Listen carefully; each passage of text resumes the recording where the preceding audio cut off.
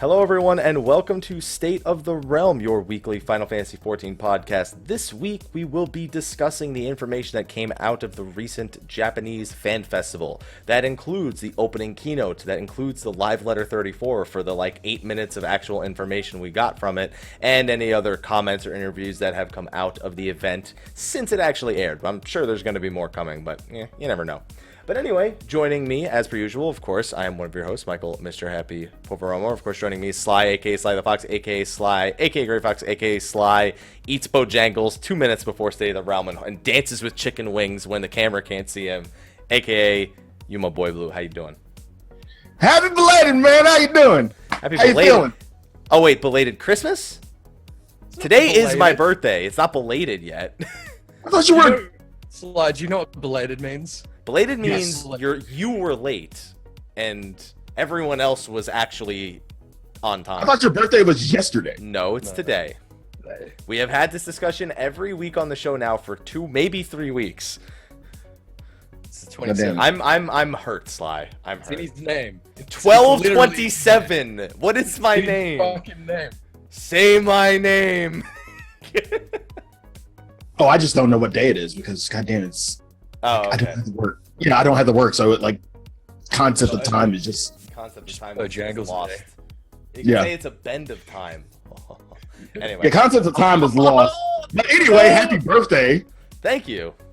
Happy birthday to Ethys, you. you haven't I'm gonna even let him said do that. hello yet. Happy birthday to you. Happy birthday, Mr. Happy Birthday. Happy birthday to you. Yeah, alright, whatever. Alright. Hi, everyone. I'm There you here as go. well. Yeah, by the way, Ethys is here. Hi, everyone. I'm here as well. He's joining us from Hawaii, where the internet is as good, if not better, than Australia. And for some reason, and he brought his mic and the sock with him. I did. The sock is the most important part. The sock is I don't go anywhere without my sock. How you doing? I'd hope so. I still expect them to freeze occasionally because it is a hotel internet. Oh, it doesn't matter how okay it is. It's still hotel internet at the end of the day. It's pretty okay. It's pretty okay. You know what? Is your camera slows down a little bit, but that's A, it's a laptop camera, and B, it's Hotel internet. internet. But you're not a robot yet. So apparently my mic is a bit low. Should I move it a little bit closer to my Why would you face? move it closer and then start speaking in equalizing fashion? Yeah. It's like It's just because I'm professional. wow, It's just this because is I'm really good. I'm going good. to be a very special time for us. There you go. Yeah, Soft. I have an internal equalizer. It's inside my head. It's very handy. Yeah, I'm from New Jersey. We don't believe in such a thing. No, I've heard. We have one volume, and it's don't stand within 20 feet of me volume, because I will blow your eardrums out. All right, gentlemen, we've got a hell of a show on to us because we made predictions.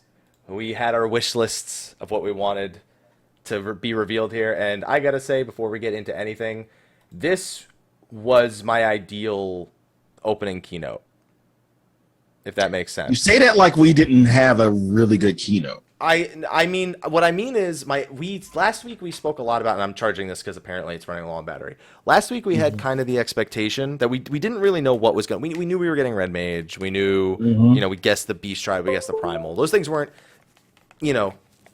unprecedented, but I feel that it exceeded expectations, especially compared to when we look back to That's a fair assessment. the European Fan Festival that we were comparing it to from 2014, which was the second fan festival before Heavensward.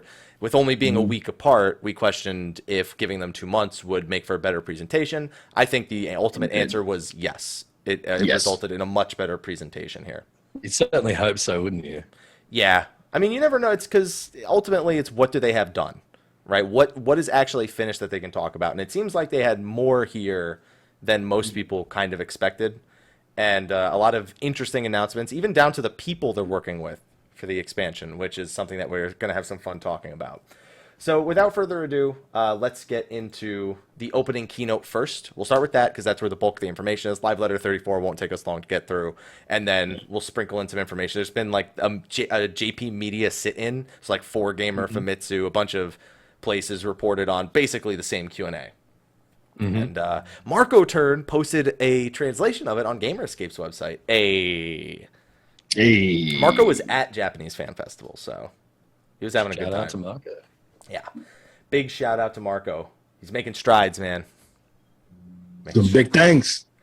So, like, it's almost weird. So it started with him asking, what do you want to know about the most? And they knew people were going to say jobs. Like, there was no doubt in their mind people are going to say they want to know the jobs. Like, come on. Yeah. So he says, what do you want to know first? And they say jobs. He's like, No watch. shit. He's like, watch.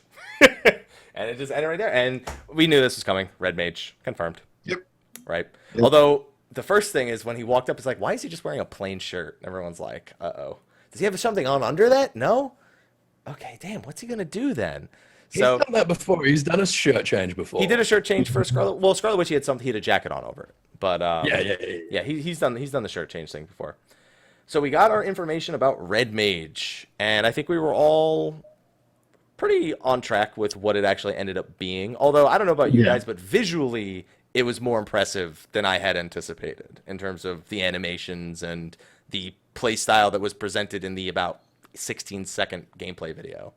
It certainly does look like a very different kind of playstyle, doesn't it? Compared to pretty much everything else we've got. Like, I was really stoked to see that it's got like gap closers and then like sort of distance makers.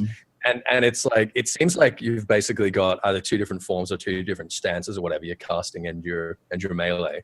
And it's like you're brought in and then you're brought out and you're constantly like moving in and out. So it's like, it's kind of like the positionals for the other melee, except rather than like moving from flank to side, you're moving from sort of close to mid-range. I love that. It looks fucking awesome.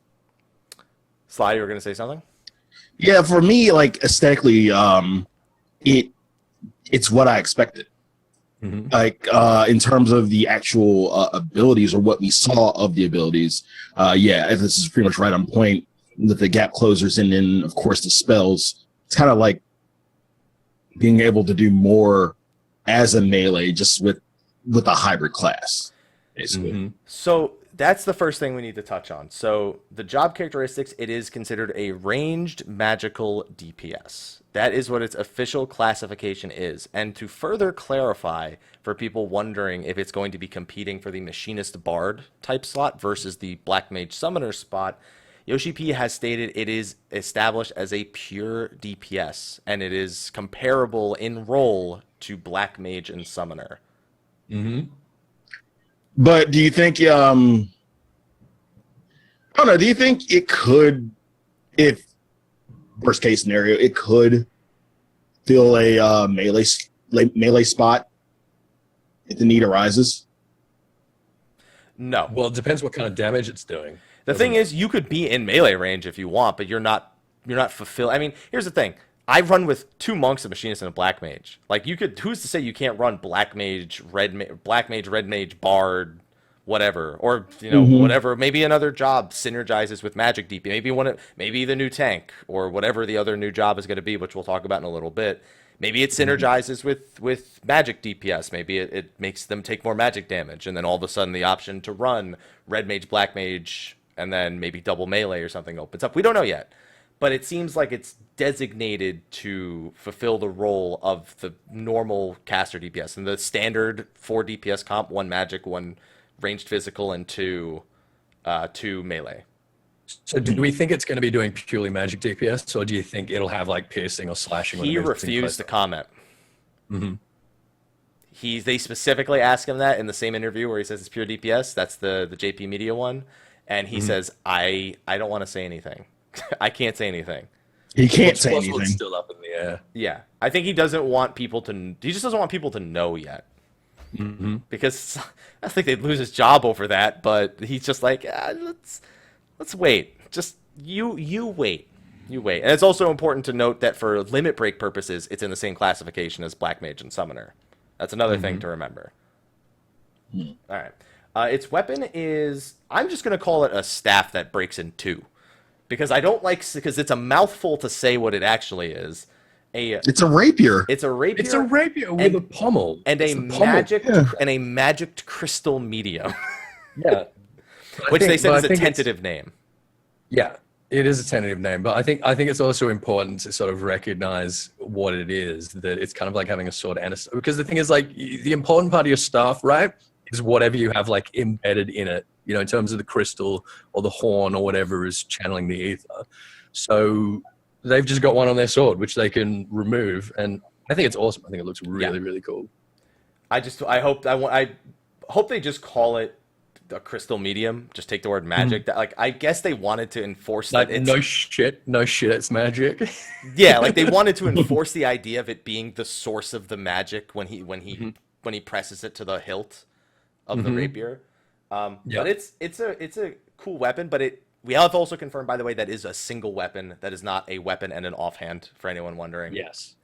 Good. So no, you will not have to deal with the whole sword and board problem that paladins deal with, and that nobody else has had to deal with since 2.0.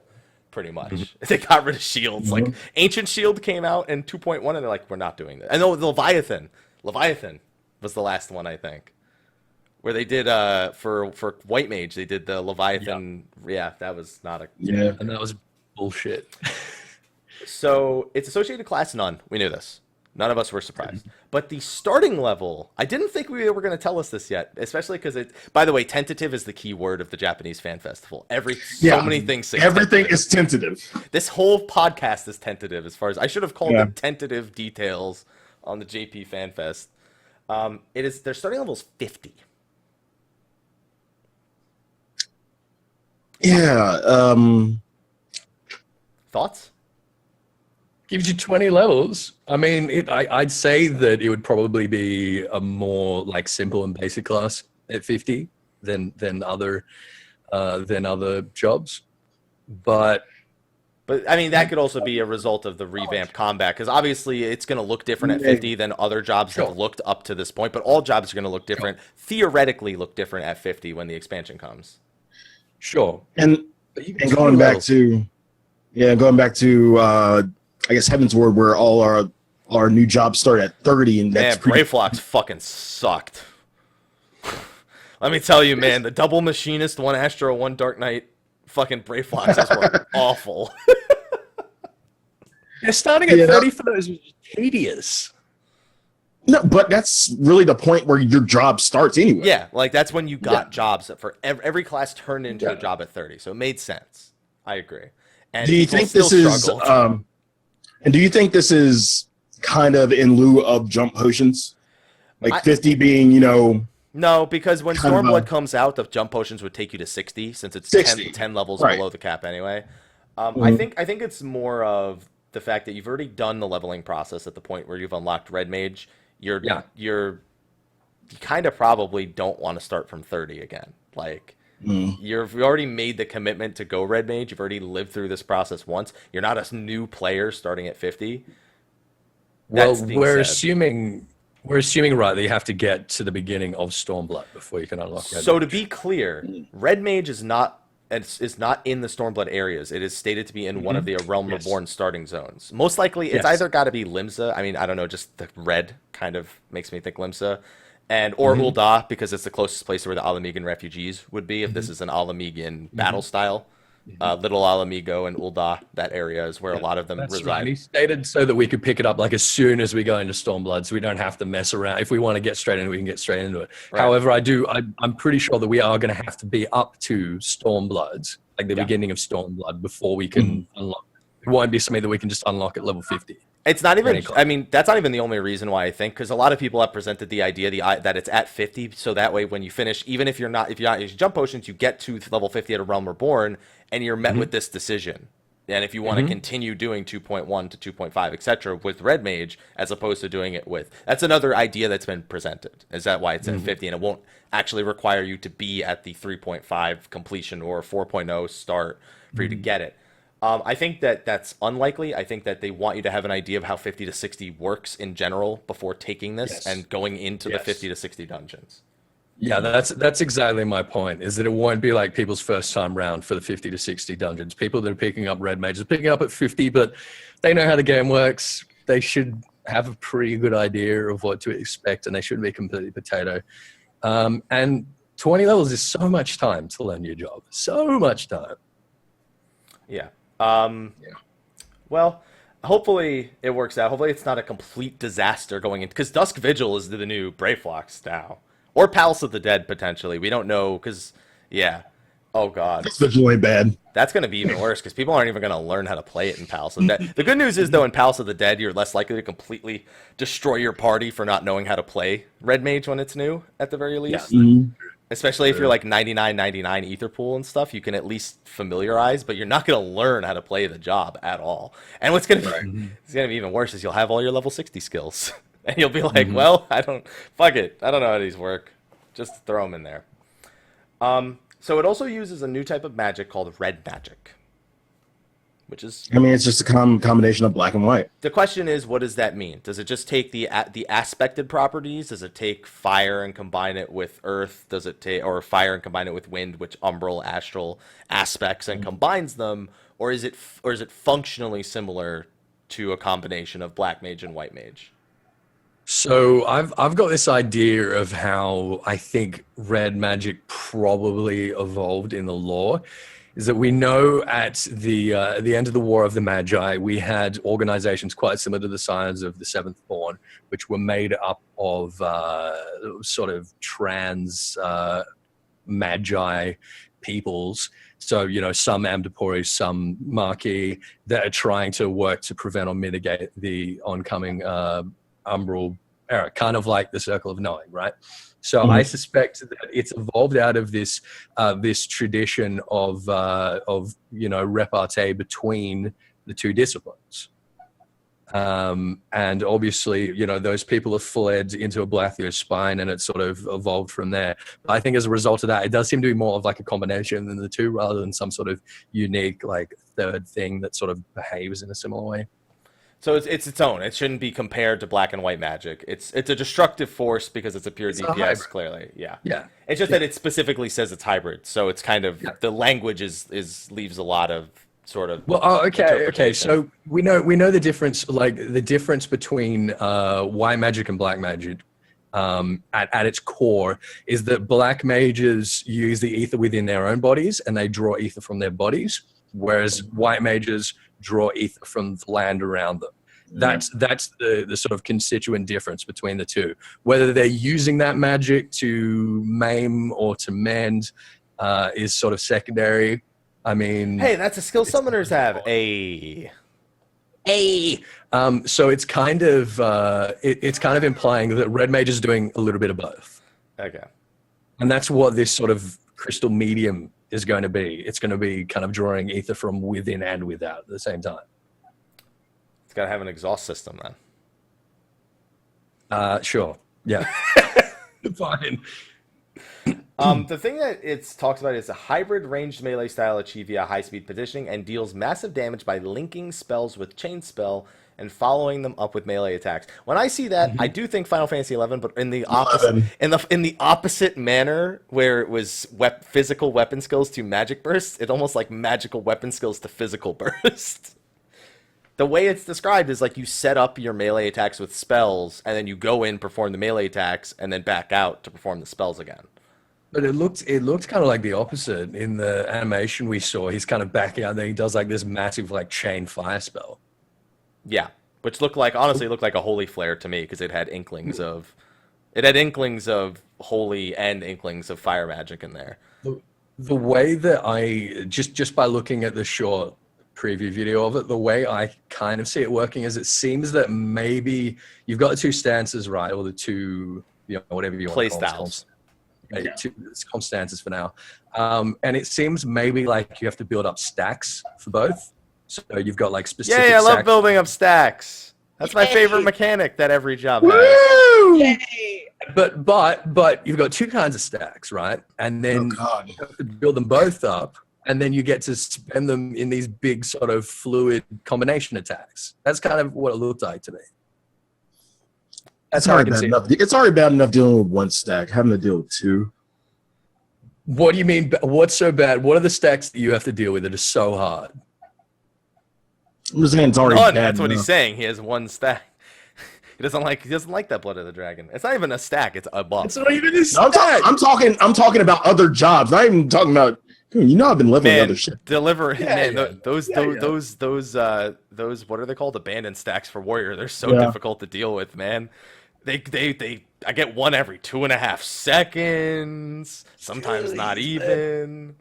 I think that would be fun. Like dealing up, 5 stacks or whatever it is in Magic and being like, yeah, all right, I've got those. Now I'm going into Melee, get up my stacks. Now I go back and I'm like, oh, okay. And now I've just unlocked all of these off global cooldown nukes. Which one do I want to use? I think that would be a really cool playstyle. I'd be way into that. I gotta admit though, the whole dashing and jumping out thing can't all be part of one rotation. Like that can't be a mandatory piece of your rotation. Imagine you're in the middle of a fight where you have to be stacked behind the boss and you can backflip the fuck out. All of a sudden we got, and a lot of people are afraid of the Dragoon syndrome here, where they're gonna get animation locked into the pull or animation locked into the backflip. Well, that's what I'm thinking when you're saying that. I'm like, Well, yeah, then you well, shouldn't why be shouldn't, fucking why using shouldn't it. that be part of their why shouldn't that be part of their rotation? I mean, it's part of Dragoon's rotation that sometimes you need to be at the flank, and if you have to stack at the rear, then eat shit, you lose. Okay, your but it's not mandatory much. for Dragoon's rotation. Imagine if Disembowel made you backflip away from the boss. Oh, literally, it was literally mandatory. Yeah. Imagine it was like for Disembowel, I have to backflip away from the boss. There's a wall there. I'm gonna die. I think they'll have learned their lesson about the animation locks, and I think at worst it will be no worse. Fingers crossed. Now I'll ask the final question regarding Red Mage before we dive into the next hot topic. Samurai. Is Alizé a Red Mage? Alizé is no more a red mage than Y'shtola is a white mage. Right. You know what I mean? They are their own. Whatever. Exactly. Or Thancred, a ninja. Thancred, exactly. Thancred, the gladiator rogue bard. Yeah. The gladiator rogue bard ninja. I mean, all the signs are like that. They pick up like little bits and they just cross class whatever the fuck they want because they're signs. They don't give a shit.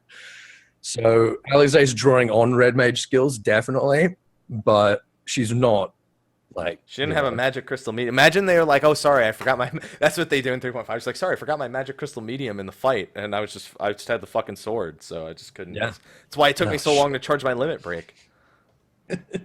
That's all it was. I just fucking forgot it. Like it was at home. It was in a rush. I'm sorry. Look, Alizé is a scholar that's doing red mage stuff. Yeah, and essentially. So what you're saying is Red Mage is gonna evolve out of Scholar. Confirmed. Got it. All right. No pulling swords out of books. But what if I want as to pull cool a as sword? that was, like as cool as that animation was. But don't you want to pull swords out of books? Yeah, They must be smarter than normal swords. They're in a book. You know what? If I like slam my head like between the pages of my Encyclopedia Eorzea here, is that going to make me smarter? No, because you're going into the book. You're not coming out of the book. But I come out. No, but you didn't. But you didn't originate from the book. How do you know that?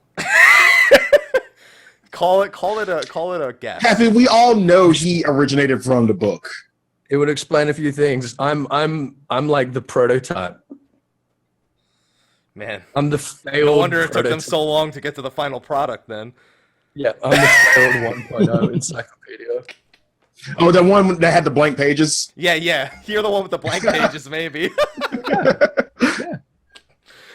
Oh, good one. Good one, Sly. High five. There you go.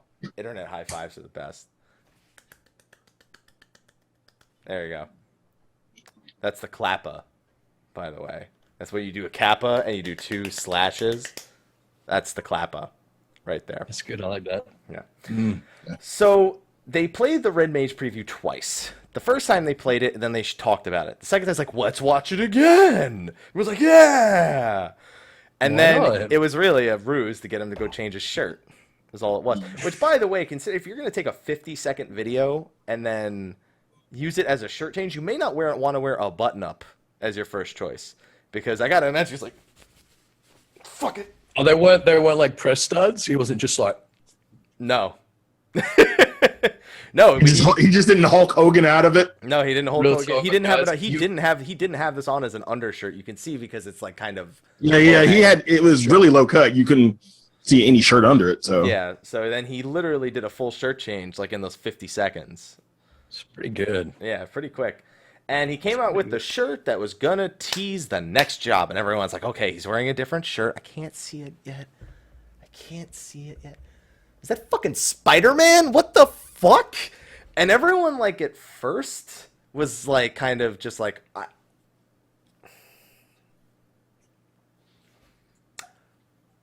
what? It took everyone, like, a couple of minutes to start coming up with theories, because everyone was like, oh, it's gonna be a, Rurouni Kenshin shirt. It's gonna be a fucking... Nobody saw Spider-Man coming as the result. But you gotta realize this is his second Marvel shirt. Yeah. I know he's going with a Marvel theme this year for the expansion. Is it only Scarlet Witch? Yeah, it's his second. Scarlet Witch. By the way, at this, Mel sent you a picture. Yeah, has it got something to do with me being a Muppet? Or... No, it doesn't actually. You'll be surprised. But something far more entertaining for you. There you go. Wow. All right. Thought you'd enjoy that. So anyway, he comes out in a Spider-Man shirt, and the theories start flying. What theory do you subscribe to, and why? Well, I don't subscribe to that Sam Raimi samurai bullshit, because that shit is a fucking stretch. I'm sorry. Like, yes, You know what's not a stretch?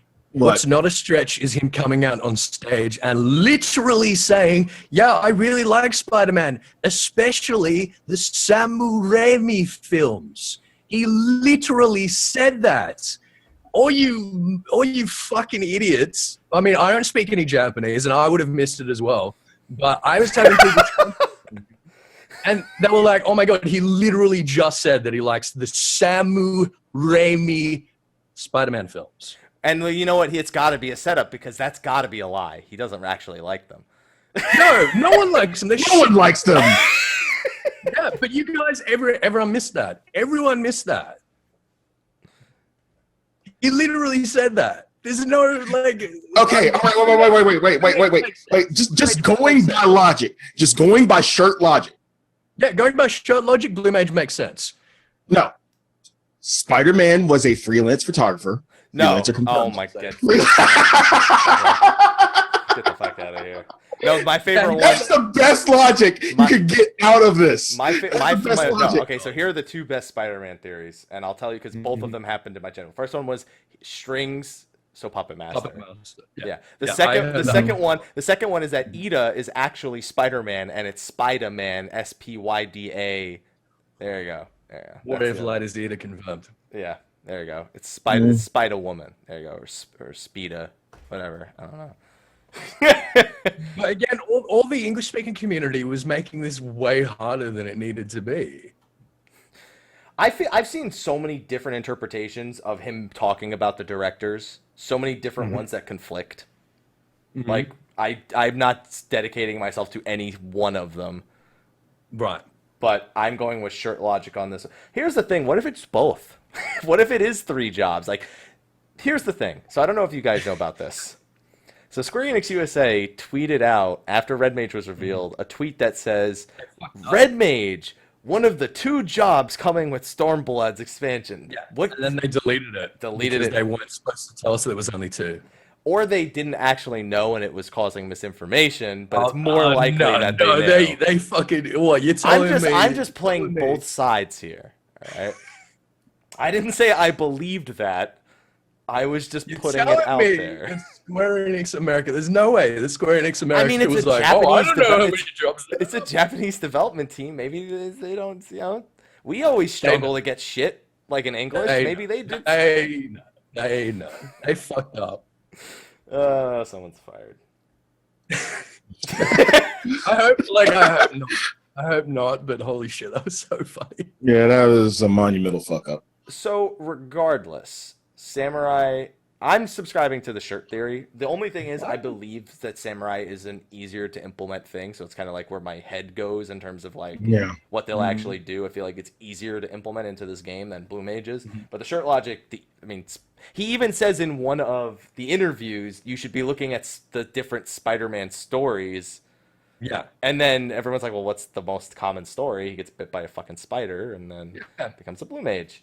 But regardless of which one you believe it is, the bigger debate is DPS or tank, because regardless of which one it is, the odds are. Are we really going through this again? The odds are, the reason why we're going through it again is because we already last week kind of dedicated. If Samurai's coming, we think it'll likely be a tank. I'm not on board with that. It's going to be DPS. You're on board with it now. Anyway. Oh, okay. All right. Yeah. You're in America now. You're on board with it. Made an executive decision for me. All right, it's going to be a tank. They're not going to do 2 DPS. I refuse to believe they will do 2 DPS. Here's the thing. If they do 2 DPS, ultimately what people are saying is that it's because we have 2 strength-based DPS, we have 2 int-based DPS, you fill the slots, now we have 3 tanks, 3 strength DPS, 3 int DPS, still only, 3 dexterity DPS if you include ninja versus the ranged physical. And then that's it. And then you've got 3 of everything. That doesn't work in terms of application in-game to the way people don't go, oh, there's going to be a lot of red mages in this queue. You know what? I'm going to be a good Samaritan and play something that's not the job that I've waited for 2 years for. No. Nobody makes that decision.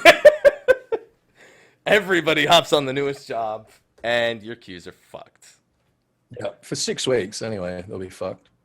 Yeah. But what happens if it is 2 DPS? That's bad.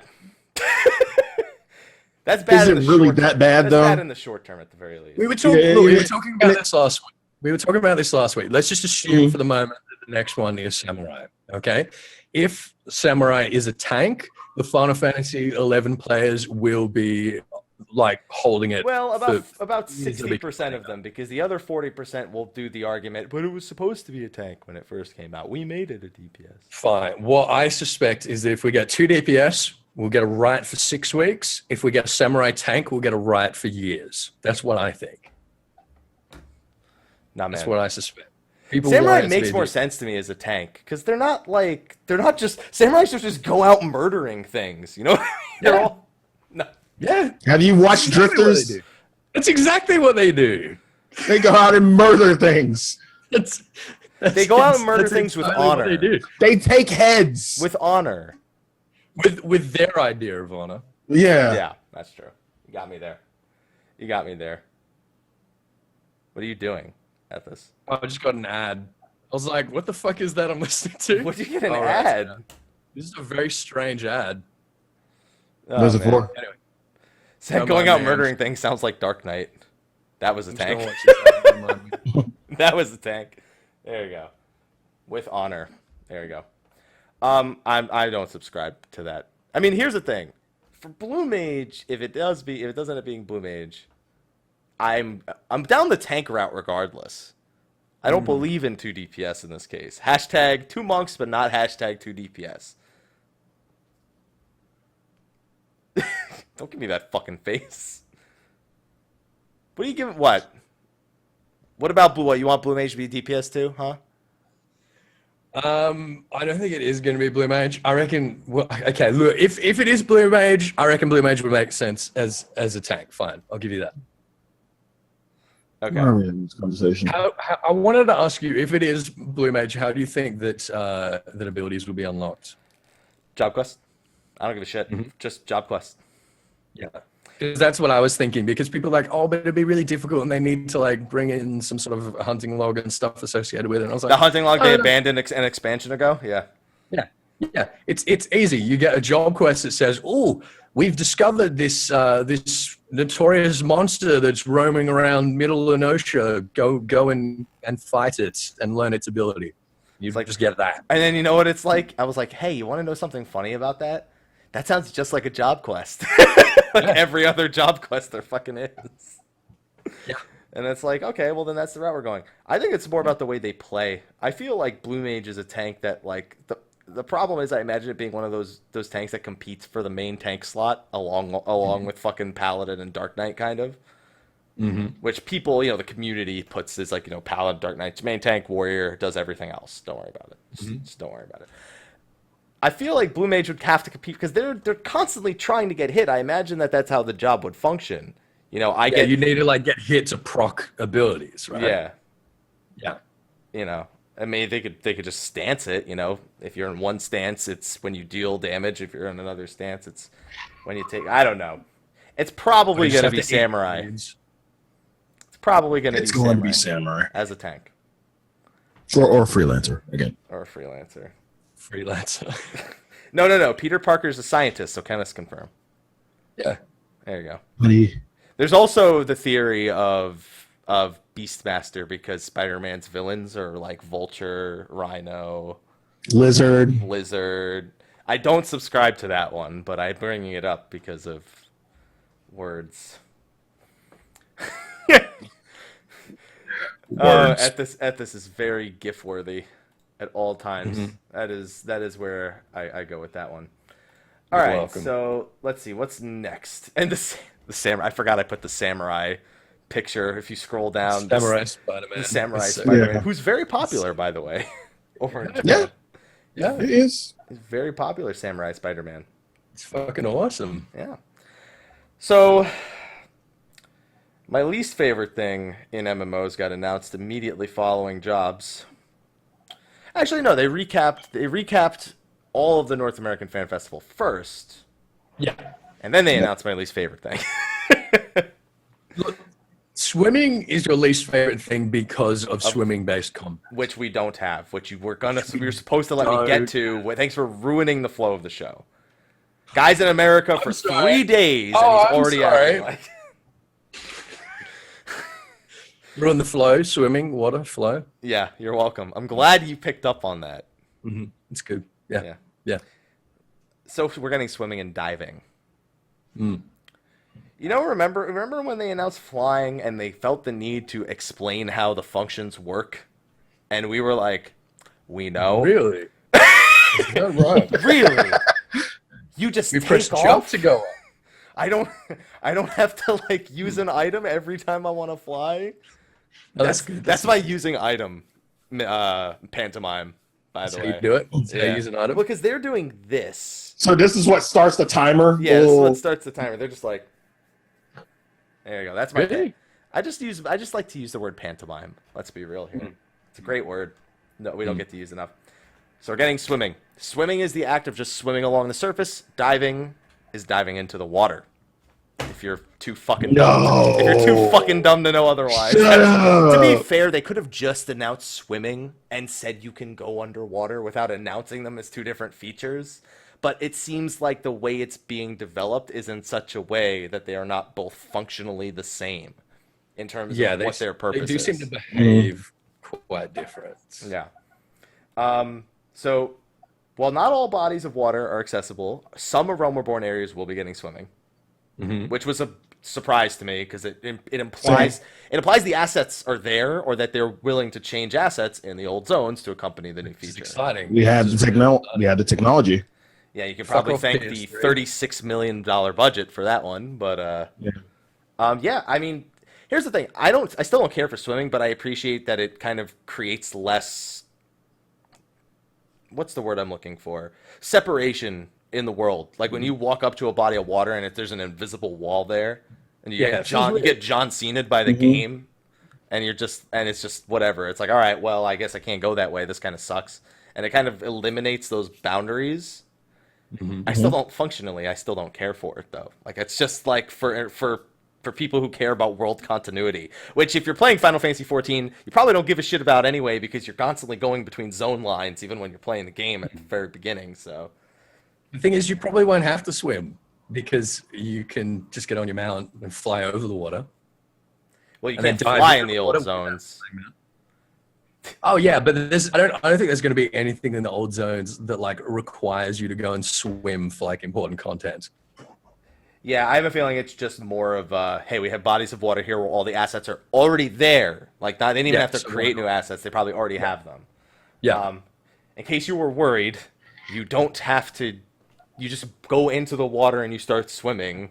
If you actually thought there was going to be a walk up to the edge of the water, press the swim button, float into the no. It's not happening. No, you just keep going. And my favorite thing is that flying mounts can swim. Only flying mounts, which bothers me because there are a few land mounts that look like they should be able to swim. No, I think it was only flying mounts can dive. Nope, it says on the slide, only flying mounts can swim. Right. says right at the bottom of the slide if you look at the notes.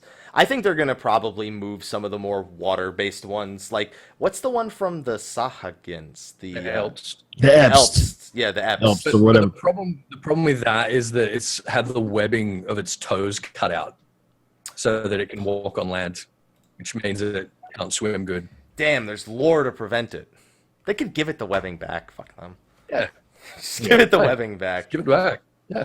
There you go. That's fucked up, man. That's animal cruelty. We just cut its webbing off so we could fucking use it on land.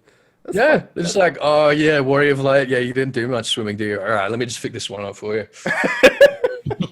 Mutilate my Alps for you. You go back to them. Can I get those back? Do you have those in like a jar somewhere? Can we like stitch them back on, please? I started swimming. I took it up, and now he's kind of lonely out here. I don't use land mounts anymore, guys. He doesn't do anything anyway. I just use my flying mounts on land, you know. So swimming along the surface, okay, that's fine. Whatever. You can even idle. You can't even die in the water. Okay, let me rephrase. You can't drown, but you can die. If you walk into the water with like an enemy attacking you or damage over time, apparently they designed a specific animation for you dying in the water, and it's apparently pretty hilarious. So they hope to see people dying on purpose to make screenshots. It'll probably almost look like you're drowning. I imagine so. It's not many animations that come to mind when I think of you dying in water. A shark's not going to come by and eat you as like the animation or something. I hope so. I mean, we saw like some of those divings that are saying like there's no underwater combat, you don't take damage underwater or whatever. But in a couple of those screenshots, there were sharks in the background. I was like, they're peaceful sharks. I am Australian. I know a peaceful shark when I see one, and that is not a peaceful shark. It's like, hey, Sharky, just punch it in the nose. Don't be afraid. I don't know about that. The one thing about swimming, I hope we get better swimming gear because this all looks. There it is. True end game. Meh. Dude, I'm swimming in my Subligar. Are you kidding me? Those are my swim trunks. Can we get gear to like give us stats for like increased swimming speed? Please, for the love of God. If I'm gonna have to do this, you better make this. I mean, we got flying mounts, so I guess. Can we get bikinis for our flying mounts to make them swim faster? Dude, Chocobo bikini. There Yes. Yes. You said that really creepy. I just want you to know that. Yes. Yes. Oh yeah. Oh yeah. Oh yeah. There you go. All right. How you doing? Diving allowed in specific bodies of water. You cannot dive every place you can swim. It's kind of weird. Needs to be deep enough. Phrasing. Yeah. And it looks like the requirement for how deep it needs to be is like a pretty sizable amount of water. It looks like that's the ocean. Yeah. The ocean is a pretty reasonable body of water to swim in, I suppose. There's no load times, at least. They made sure to let you know there's no load times when you go from swimming to diving. So it's just seamless. Yep. Seamless. So, I mean, to be fair, like we said, with the way the world is designed, kind of something people think about, so it makes sense. What are you giving us that face for, Ethys? Well, it's not seamless. Like, there's kind of a seam. There's like a little animation, like, as you dive. Yeah. Yeah, that's the one way. But my favorite thing is that all flying mounts can dive. And immediately you look at all of your flying mounts, you go, this makes sense for none of them. I'm like, okay, Gobwalker's going to get rusted, Fenrir's going to drown, Turtle can't spin with fire, Turtle doesn't even look like it could swim like a turtle. I mean, Ardeus makes a little bit of sense. Ardeus gonna rust, Twintanya gonna drown, unless you dive bomb all the fucking water out and all you have is air. I want to dive bomb underwater. Dive bombing the whole time. Yeah, you just dive bomb underwater. There you go. And you know what their excuse was? I'm sure you love the lore reason for why they are fine underwater at this. Do you know what the lore reason is? Tell me. Magic. That was the answer. They said that was the simplest answer. It's magic. They said, and people are wondering how are they going to survive? And they said, but in Eorzea we have magic.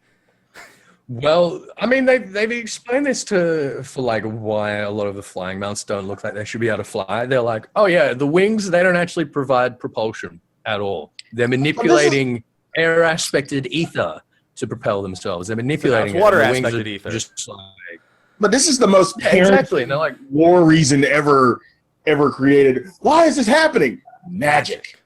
Why does the tooth fairy exist? Magic.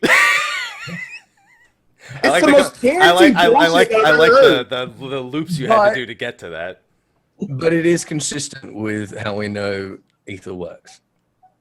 So I'll give him a pass. It just doesn't make it any less weird. Don't get me wrong, it's not any less weird when certain other mounts got the ability to fly. It's just these things should be dead. They should be dead reasonably, but they're not. Okay. And I like that you can go AFK when you're diving. You're floating at the surface. When you're floating at the surface, you just go like this. You just lay on your back and just float. Yeah, you just dead man's float. Yeah, just dead man's float. Good to know we're all buoyant. Because you're gonna have that one fat ass Roganin that just sinks. By the way, I have to ask the real questions. What kind of food does it take to convince a flying chocobo, a fat chocobo, to swim? And doesn't the food get soggy? Fish. Fish. Fish. Just because it's underwater, do you know that a fat chocobo actually likes fish? No, because it's so far it's been gazelle greens and cake. One-up case. They have to one-up the cake. You have to one-up the cake. What do you one-up the cake with? Soggy cake. That's not one-upping cake. What if the cake is in a fishbowl? Which, by the way, it has to be an upside-down fishbowl to create the air pocket. It can't be a correct side-up one. So it's going to look weird as fuck. It's just in like a zipper bag. Someone said goldfish, like the snack, the cracker, the cheesy cracker that is shaped like goldfish. Oh no! Clam chowder, caviar, waterproof cake. All right, it's laminated apparently because it's fucking protected from the water. I think it's a pie. There you go. So we got the information that there's no battles while diving. I was immediately relieved. Yeah. Because that's the thing that everyone's concerned about when they think of swimming or diving in MMOs. They're like, no, please, no, don't want to deal with that. And as soon as they eliminate that, I'm fine with it. I'm more okay with it because then you start questioning, why put all this effort into this? And the reason is there's stuff down there and we want to see it. That's it. Because there are NPC interaction. You can even gather underwater. Woo! So I like the idea of just floating there as a fucking fish and chill, baby. As a fucking botanist, and you're grabbing on the seaweed, and you're like, you're trying to swim again. You're trying to swing it against the pressure of the water. Oh man, and it is going to be needed for some main quests. I imagine there's going to be pockets of like air that are entrances to dungeons and civilizations and stuff like that are underwater. If not here, later. The important thing is that you can have swimming as something you do even within a dungeon. Like, imagine if the dungeon is you start on a platform and it's almost Labyrinth of the Ancient style where there's bosses on other platforms. You have to swim to get over to their paths. You don't fight in the water. It's just a means, but then the argument then becomes, but why did I do that when they could have just fucking let me walk there? And it's like, because it looks cool, all right? Yeah, because it's an unbelievable underwater situation that doesn't have platforms built for your fucking convenience. Because we've got all this money now, and we needed to think of ways to spend it, or else they weren't going to give us that money next time. Like, just make feet. Fuck it. Do we have people want just add swimming to like twice, like 3 places? Yeah, is that $1 million? Okay, that's $1 million. We're good. We got the extra $1 million. There you go. Oof. Do we get a water temple? I hope so. As in just a instance area, or maybe as a dungeon. I don't know. Do we get a water temple? Yeah, I agree. I hope so. It only makes sense. Yeah, I'm more interested in the environments they're going to create underwater than I am in swimming. I feel. Oh yeah, I'm because I mean we could get the Swallowtail Roam where Thalios and Pericos are chained up, which is distinct from Seal Rock. We thought they were the same, but they're not. We've got Sahuagin cities. You know, there's a lot of potential there. We saw just in the screenshots there's like a lot of shipwrecks. So I imagine there'll be like a lot of salvaging. We'll be like salvaging like Garlane shipwrecks and shit like that. which would be cool. There's so much they can do with it. What about underwater sightseeing logs? Yeah, absolutely. Yeah. I mean, sightseeing logs are about to become a much more important piece of content. Like, everyone who hasn't done them is going to be doing them if they want pictures for their houses now. Yeah. Keep that in mind, guys. If you didn't do your sightseeing logs, that's where you get the paintings. So get on it. And by the way, Ethys says there's lore there, so go read. Yeah. Yeah. Apparently. Yeah, there's apparently. That's where most of that's where most of our Aor Zivia questions. He's like, Happy did the 80. Happy did the 80 sightseeing logs. He didn't fucking read them though. So. Yeah. I didn't. You're not wrong. I didn't. Yeah. I was like, dude, after standing on a log for 6 hours, do you think I give a shit to read one fucking paragraph about why I stood on that log? I think if you're standing on it for 6 hours, then reading a paragraph for 20 seconds is not a big fucking deal. I have no interest in that log. My interest in that log has waned. Why are you standing there for 6 hours? Because I'm making a point. I wanted what point? I wanted the Apkalu. Yeah, and how often do you use that? I try to use it when I can. How often? Really? When I can. When was the last time? Like a week and a half ago. Mm-hmm. But I'm on mounts or in... You know, if they could just let us use minions in dungeons, then I would use it more. Mm-hmm. Yep. I'm sure you would. I would, absolutely. And I'd give it a golden Subblegar, too. It's the thought. Are there going to be swimming animations for minions? Good question. Can we use minions underwater? That seems like a good use of resources. See, now I imagine Ultros getting some unique anime. Because Ultros is in the fucking preview slide before swimming. And he's like... Yeah, that's right. He's like, yeah, you're right. Ultros. Yeah, buddy. What do you think? Yeah, buddy. Yeah, I don't know. Yeah, and is the Apkalu going to look like a penguin in water? Although our Apkalus, I don't know if the lore behind Apkalu supports them being... Like, their bodies are designed for swimming. I'm pretty sure they're like regular penguins, and they swim fast as fuck. Listen, lore guy, I thought you read. Yep, there you go. I saw that one coming. Apkalu, a cloud king. He brought the book with him to Hawaii.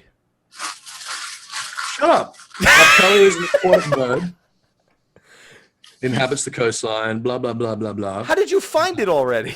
Apkalu's wings serve as powerful flippers that propel it through the water with amazing speed and grace. There you go. There you go. There you go. He brought the encyclopedia on vacation. Yeah, and I found. I mean, he needed something to read on the plane. He's like, I guess the book needs some sun too.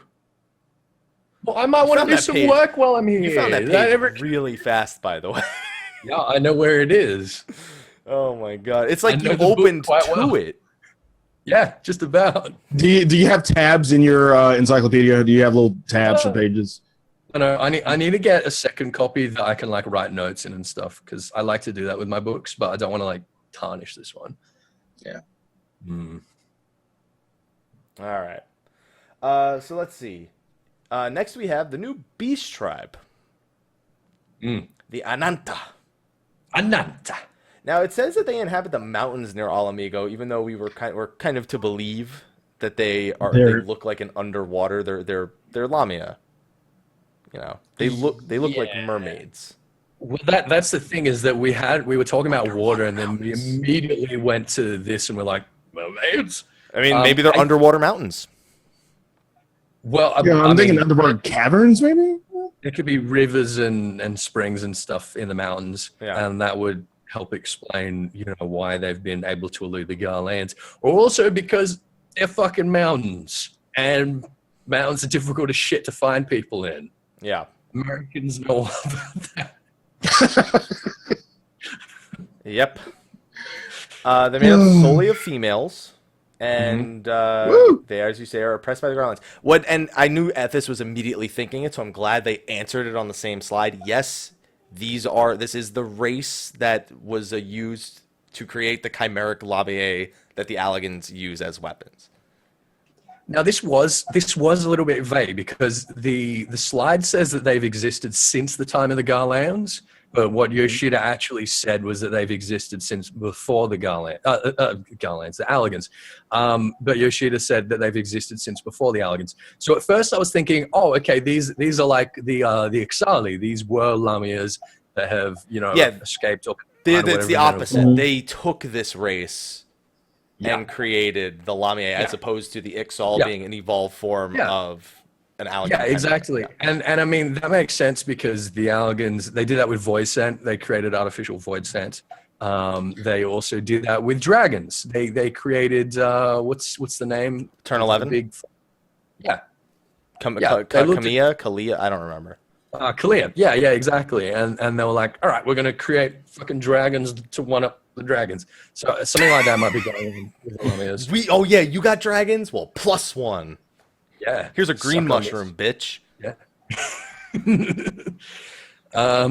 So it does look like Ananta is either one way or the other. But we did hear that they had history with the Allergans. They were, oppressed in some way by the Allergans, and they're being oppressed in some way by the Garlands as well. But they live up in the mountains, so they seem to be surviving.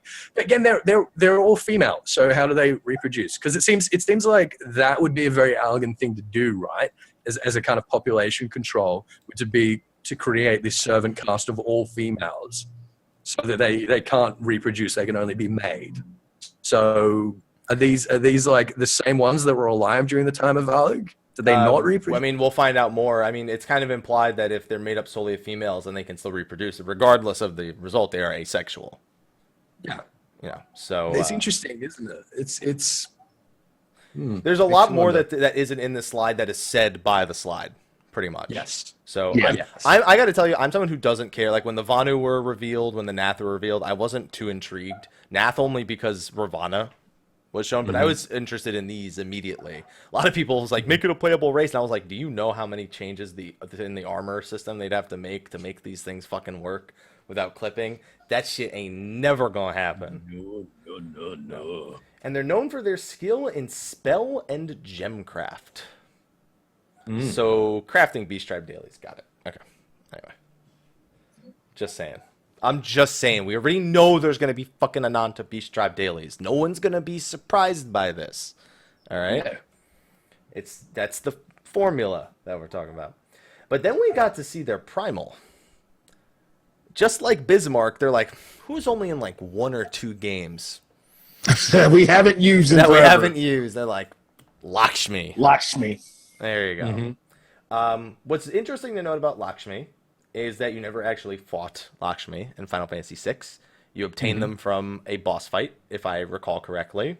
The painting, yes. The painting fight is where you got the Lakshmi, the Lakshmi place, and she is a healer through and through. Like that is what she is. She is a super healer. She teaches you all healing skills and everything. And that kind of opens the door up for an interesting battle mechanic that's not really used much at all. And that's, Are we thinking something like, was it the Karibu fight? Well, Karibu has cures. Like, he has the cure 4 where you stand in the circle. He has the but it's cure. like reversed. It's like reversed and everything. Yeah, and then he reverses it, and it does damage to you. Lakshmi has room to go into some interesting places for being a dedicated healer primal. We could also see it being, and I hate to make this comparison, but we could also see it being kind of like Mogulmog, where we've got to fight Nanta, and she's healing them. Yeah. That'd be a bad way to. It's not bad to include the Ananta in the fight, and it's a likely thing. I mean, you look at I guess the Leviathan. Which one of them actually have their thralls in the fight? Leviathan. She even doesn't have thralls. She summons golems. Yeah, she summons golems. That still adds on the list. Bismarck. Bismarck has thralls. Thornton technically his knights. I mean, that doesn't. That counts. That counts. Sophia has her thralls. Yes. The demiurges, yeah. Yeah, and we don't know if Zavan is gonna have any of the centaurs, which he's we've connected that at this point. But Lakshmi, I mean, I like it. It's different. It's not a primal I was expecting, and that's always nice to be kind of surprised. But then again, I didn't even know what to expect Beast Tribe-wise. I'm generally more intrigued in the Ananta than I am in the previous Beast Tribes that have been introduced, personally. Okay. So based on this, where do you think they're going to go for the next primal? Because the next primal, I think, is the next primal an original. I think the next primal they're revealing is an original. Okay. Well, the Nath were very similar to a Final Fantasy XII Beast Tribe in the sense of the I can't remember their names. There's basically a Beast Tribe in Ivalice that's pretty much exactly the same as the Nath, minus like a few details. So I wouldn't be surprised to see us borrow a more beast-like Beast Tribe from Ivalice again, and especially with something else that they revealed lately. But I do think, but the primal being original, there's no way to guess. It's original. We can't look at the previous things and go, oh well, it's got to be this, you know. And upsettingly, this sort of rules out Belias for the time being. Potentially. I mean, but what do we know about Belias at this? Like, what do we know about Belias? Do we know nothing? Is it just we know he's a primal? We know nothing. He's an elder primal, which means literally just means that he's old. He's been around for a long time. He's been alive. He's been around since at least the third. I think the designation there is the time of the Allagans is generally where the elder primals. Which he's been around for a long fucking time, and he's fire aspected. That's all we know. Well, I mean, it's possible that that he's part of a bigger picture, and that they're saving him for a Warring Triad type thing. Sure.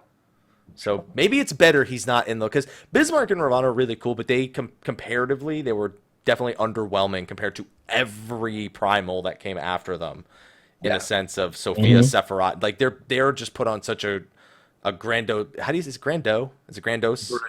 Grandiose. Is it grandiose really? It's better than grandois. It's grandois. Yeah, a grandiose scale than Ravana and Bismarck were. So it might be better if Belias is saved for that. I personally think we're going to see Belias in this expansion. We've got to eventually. I feel like this is the expansion we see Belias, personally. Yeah, I hope so. I want to believe that. Again, and Doom Train. Which we know Doom Train's not the 8-man raid now because they have finally confirmed that the most common theory was indeed the correct one.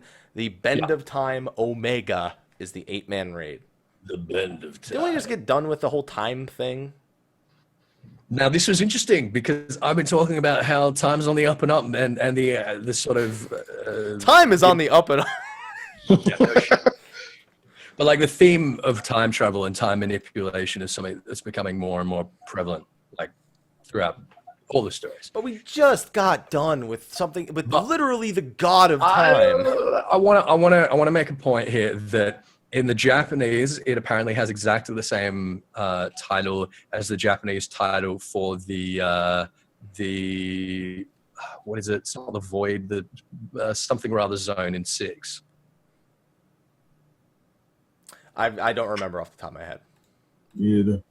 Somebody in the chat will know, though. This is one thing you can guarantee. If none of us can think of it, they will know. Anyway, it seems less of he is manipulating time and more that like he exists in this pocket of time, in this weird the interdimensional rift. Thank you, the interdimensional rift. There you go. Yeah. 5. That's 5. Yeah, when you said 6, it threw me for a fucking loop. No. That was my bad.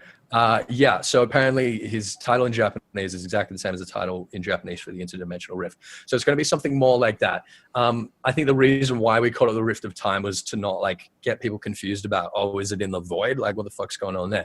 No, they want to label the interdimensional rift as something separated from 14's void lore. Yeah, exactly. So my working theory for the moment, and it's probably going to change like 50 times before it comes out, but for the moment, my working theory is that Omega exists in an interdimensional rift, kind of like when we enter Ozma and we see the shit that's going on there. I think it's going to be something kind of like that. It's a dimensional pocket. Yeah, exactly. Right. That's what we're going to be moving through. That's going to be what the Rift of Time is. We're going to be moving through there. And he basically exists in there as a sort of Allagan weapon to like reappear whenever there are primal threats. He'll sort of reappear. And I think they might connect it with the Warring Triad waking up. if not more vaguely with like, you know, the increased primal activity or whatever. But it's this elegant weapon that is stirred, probably with a help by a good kicking from our friend Nero Tolskeva. And it's coming out of this rift to sort of deal with, you know, us, the world, the primals, whatever. I'll let Sly go first, but I have something to add to that. Mm-hmm. Now, just clarify, so no, there won't be any kind of time aspected magic within the battles. I don't know. Omega's never been one affiliated with time. I feel like he's a weapon. He's a weapon that can travel between dimensions. Like that has always been his thing. So as soon as you told me the Japanese name was the Interdimensional Rift, it makes more sense. Yeah, I like that. That makes a lot more sense to me. Yeah. I would like to point out Gilgamesh is from the interdimensional or he got lost in the interdimensional rift. He got lost in the interdimensional rift. Yeah, and then he saves your ass. Yeah. There are plenty of bosses in the interdimensional rift that are applicable here. I think that's another important thing. So we could probably figure a bunch out. There's another one in particular that is in the interdimensional rift. A certain dragon, Shinryu, by the name of Shinryu. Yeah. Do we think that this is that their war, the war between Omega and Shinryu via the interdimensional rift spilling into Eorzea, is any sort of a plot point? I fucking hope so. Yeah. I think it's a small one. I honestly think it's a small one because honestly, a lot of people were expecting Shinryu to have his own. A lot of people thought Shinryu was one of Bahamut's children, which to me never made sense. Never happened. Yeah. But then we've entertained the theory of, well, he could be more like Midgard's armor, you know? Yeah, like he's a deity with He's which a space dragon. Yeah, he's a space dragon. There you go. What if the chat presented? What if Shinryu wants us to help him destroy Omega, and he's not he's not a bad guy? I think that would be fucking sweet. I'd be about that. Fine. Kind of like what we had with Hraesvalgr and versus Nidhogg. Yeah. We have a dragon on our side, and we have a clear enemy. Yeah. I mean, and then we have to fight like in the interdimensional rift. We have a boss that we fight on the back of Shinryu, but like it's attacking Shinryu and shit like that. Yes. Yeah. These are all ideas that I'm gonna sorely disappoint you when they don't actually happen. Yeah. And you're gonna specifically point back to me and be like, "Got my hopes up. Why'd you do that?" Do you think we're eventually going to in kind of instance kind of raid form have to deal with Nero? Because it's kind of disappointing. I think 3.5 or 4. I mean, you have to because it's Omega's his fault. Like. Yeah.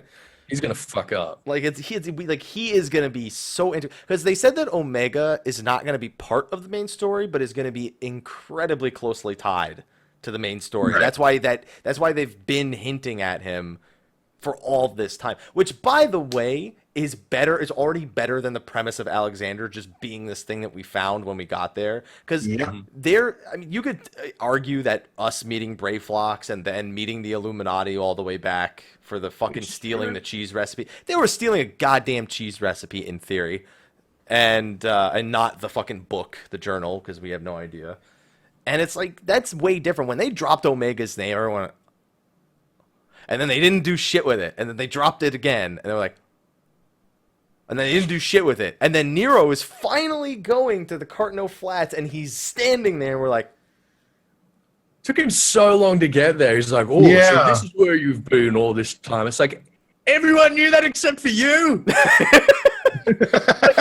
All the governments knew this already. How long does it take you to fucking walk to Cartno, dude? You're in Mordona, it's next door. That's it. I've discovered a new recipe. Fucking he kept taking like 10 steps, and then he discovered a new recipe. It had to be what it is. Yeah. Just had to be what it is.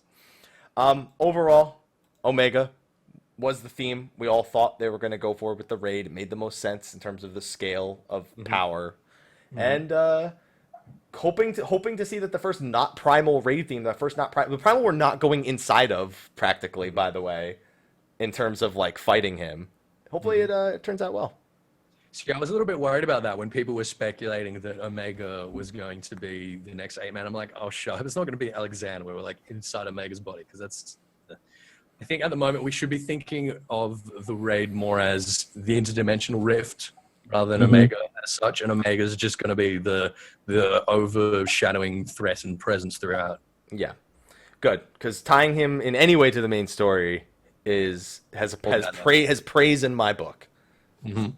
You know what else has praise in my book? Nostalgia. And they tried to punch us in the face with nostalgia when they brought out the announcement of Return to Ivalice. The theme, I'll call it the theme for now, because we don't know where we're actually going. The theme for the 24-man raid. Mm-hmm. Now, Ethys. Mm-hmm. There has long been the theory that Eorzea and Ivalice coexist in the same universe. How do you feel about this theory?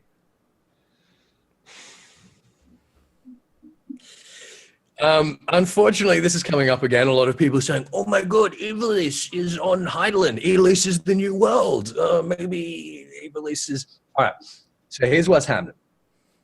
On Othard, in the Far East, we have Dalmasca and Rabanasta. They're both named cities there. Geography is completely different. The little bit that we've seen of the geography of Othard, we've seen like basically the outline of a part of the West Coast looks totally different to Ivalice. I think that what we're going to be seeing here is that like Eorzea is a name for a collection of city-states in and around Aldenard. Ivalice is going to be the name for a collection of city-states in and around Othard that are resisting the Empire on the other side in a similar way to what we are. That's my suspicion. The other potential is that Ivalice is another shard, and that we're traveling to another shard. That's the common theory, is that the world of darkness is the shard on which that Ivalice originated, and that would explain if we're going back through the world of darkness to get to the shard. Not like going through like we're raiding it, but like that's the method through which it explains why Eureka has all of a sudden become a place of interest, since that's supposed to lie under the Crystal Tower. I don't subscribe to that theory. I don't think we're going to have anything to do. I actually subscribe to the theory you just presented, mostly because this looks... when I look at this, I think of a city-state emblem. Mm-hmm. That's the first thing I see when I look at the Return to Ivalice. It is exactly the same emblem as the emblem for the Ivalice Alliance. Yes. Exactly the same. Yeah. But that's why I subscribe to that theory. Yeah. But so do you think they're in the East? So do you think they're going to throw in somehow, some way, the 12th Legion within Return to Ivalice? No, I think there's a different Legion in charge of Ivalice's... if this is how it turns out, we don't know yet. If Ivalice ends up being the oppressed nations of Othard, and by the way, this would give you at least part of your wish, Ethys, then it would have to be a different Legion, I imagine. But I mean, here's the thing. So every 24-man raid's been void. Like, the theme has constantly been the void. I would like to not have Return to Ivalice, just personally, not be void related. That's kind of another reason. Would you want more of a I don't know, kind of human element? I guess Yeah, and here's the thing: us versus the Empire type. The Garleans are already our primary threat of the expansion. Using them in a 24-man raid seems fitting, especially if we're fighting back against them. It almost fits my original wish of us taking back Alamigo being part of the main scenario. Yeah, and it gives it more. Not more breathing room, but it gives it more impact on the events within the main story and allows it to tie into the main story better. Another thing that I feel is integral towards making these stories feel more... fighting them on multiple fronts. Right. So, that's why I hope it's going to be. The thing about the Void, it's true that with the Void and all the trips that we've made in there and associated with that, there's been a lot of Final Fantasy XII references. One that particularly comes to mind would be Cahulin. And the fact that we, fight Cahulin. Cahulin was, they weren't Espers. What were they? Were they Espers in 12? Yes. Yeah, okay. He was an Esper in 12. What he was in our Void was almost definitely a warrior of light. Right. That's the way he's been in the encyclopedia. So again, it's a place that has a lot of Ivalice references, Doesn't make it Ivalice. We could be going to another shard that has a bunch of Ivalice references and is even called Ivalice. That doesn't make it the same Ivalice as Final Fantasy XII. So I don't think what people are saying and worried about, a lot of people are worried about, like us literally going to Ivalice. I don't think it's going to be that. It's kind of like the Domans, their nation is Doma, but it's not the same Doma that was in Final Fantasy VI. You know, we have Costa del Sol. We're not in Final Fantasy VII when we're at Costa del Sol. You know what I mean? Yeah, exactly. Like, I don't know why Ivalice gets that treatment, but these other locations that because it's easier to draw from it because of the 12th Legion, because of between the 12th Legion and the fact that all of the what's it called, Asians are named after what's it called? I can't remember the name for it that I'm looking for in Ivalice. They're all names from I can't remember. I don't remember what they're actually called, but they're all. But now we've got explanations for the Asians as well. Is that they've all come from different shards, and if they're all from different shards, then they can't all be from Ivalice.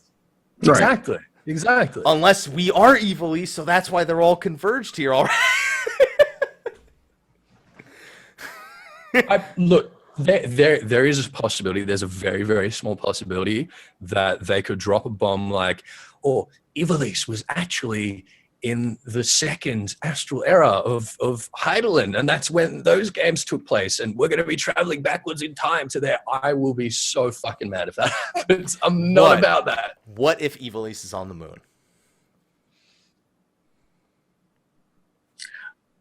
Ethys, I just want to say that I didn't say it. He went there first. No, the chat said it first, and I repeated it.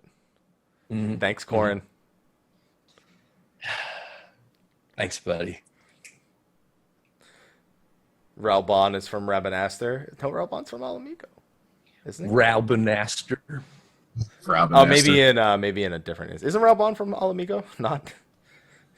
He might. That's the joke he's making. Raubanaster. Oh. Stop it right now. Raubanaster. Raubanaster. All right. Anyway, so Return to Ivalice, but what's not even the most exciting thing about Return to Ivalice is the people they have working on it. Ooh. Yeah, boy. Ooh. Would you like to take this one, Sly? I'll take one. Just one. My boy Amimia. Why is he your boy? Because of Shin Megami Tensei. Gives me hope. I have hope. Yeah. Yeah. So he also works on the show Kero, which is a TV drama over in Japan, which we'll be talking about later today. And an anime. To be clear, they have a new movie coming out soon. So they cross promoted that a little bit, which we'll talk about when we get to the live letter. A little bit. What are you making that face for? This. I just want Slyh to explain to people why or what about those other projects that he's been working on that he's going to bring to this is so good and why you're so excited. Because they name dropped and they just expected everyone to know who this guy is and what he's done. So what is it from those other projects? It gives me hope for a SMT event or crossover. Because No, we're getting the Karo event. We're not going to get the other one. We're already getting one of his works as a crossover. We're getting one event. That's just one. Through the life cycle of the expansion, we're not only going to get one special event. We still got to get the 15 event. For the 24-man, what is it about Shin Megami Tensei that you want to see him bringing in that they don't already... I can answer this for him. Go ahead. Boss designs. Thank you. All right. Keita Amemiya is known very much for very original boss and character designs. Yeah, if you just look at any screenshot of SMT4, I don't think he did Apocalypse, but just in general SMT4, I would love to see some of those designs come into Return to Ivalice. Okay. Great. The other one is Yasumi Matsuno, who is I mean, if we're gonna go to Ethys, might as well get one of their original designers as well. He's the script writer for Return to Ethys, and he has done a lot of work on the previous games from the Ethys Alliance, the series of games that all take place in the Ethys universe. Yeah, Tactics, Final Fantasy 12, War of the Lions, etc., etc. You know, all those. Vagrant Story. He's more a story and script guy. Yeah, and he said the script's already done for Return to Ethys. He already finished it. They're so far ahead of schedule with this that they've already confirmed that 4.1 will not be a 4.5 month wait. So what do you guys think? Do you think that like the script? Because here's the thing. I was talking with someone about Final Fantasy 15 the other day, and they were talking about, all right, Final Fantasy 15, right, has this very very well crafted like character interaction, and like the script itself is really good on like the small scale, but more on like the macro scale in terms of like the big story and the world, it's like kind of whereas that got me thinking, you know, Final Fantasy 14 is kind of the opposite, right? Is we've got this amazing sort of big picture story and world and lore, but when it comes to the little interactions, like the conversations and the character interactions, they're sort of cliche and not very compelling. Okay. So do you think that he might be bringing something here to remedy that? I don't know how much he can feasibly do within the constraints of both the time that it's going to take for them to actually get all of those, you know, all this things written and translated and but and interacting. Like you have to choose to interact with these NPCs, I imagine, to get that level of micro that you're talking about. I'd imagine his goal was to put together a story for a 24-man raid, and I think that it's going to be on a larger scale that we've had the previous two stories, even though both of them have had, you know, their points of, hey, fucking two cutscenes, and then they've had points where it's like cutscene after cutscene after cutscene to try and develop characters. I think we're going to see more cutscenes just in general here, and it'll feel more complete of a story, more so than Void Ark, especially. Or the Shadows of. Because I'm really excited for that. Bring in new writers. I got to admit, I was a little bit disappointed with this reveal because they're saying that they're bringing them in as like guest producers. I'm like, you guys still haven't hired any new fucking talent. Although these guys are contractors, and that's great, but like, where's the new blood? Maybe they really like it to the point where they stay longer. Yeah, but you know what I mean. I was like, this is kind of like this is sort of he told people to put in applications again at the end. All right. He did it again. I thought it was funny. But Return to Ethys, I think it's going to be cool. I mean, ultimately, it's a 24-man raid. I'll probably functionally treat it the same, but the more I like the Void Ark and the Weeping City, I've ran way more than I ever ran the Crystal Tower because I find them to be more visually appealing and more fun. Granted, before that I would have considered Circus Tower my favorite, just in terms of aesthetic and atmosphere. But I feel like once you get, for me, Circus Tower loses a lot of its aesthetic once you get past the first two floors, like the floors that Slyh is on. When I get to I think that's fair. When I get to the middle floors, like Amon's floor and the general, I don't care as much for the design as I do on the first floor. I'm actually the opposite. Because it's just where Scylla's at. I mean, that's the aesthetic I was used to in just Crystal Tower in general, and then it just changes up, and I actually like the aesthetic from Amon's floor up to where Zonde is better than like plain old basic bitch dungeon Scylla. Good old Tezonde. Tezonde has a great view, at least. Yeah. Yeah. All right. After that, I mean, they only had an hour. Ultimately, we have to remember they only had an hour here. And a lot of it's not in the slides, it's in the little details that came in between. So, one big thing we have is also the collector's edition reveal. And just to help you at this with your theory, he points specifically at the fucking Xenos Galvus and goes, "Oh, look at him. What is he?" It's a gunblade. He's a gunblade. What is he, Mike? He's a gunblade samurai. Yeah, he's a fucking Magitech samurai. Man, he looks like he would make a great tank for my raid group.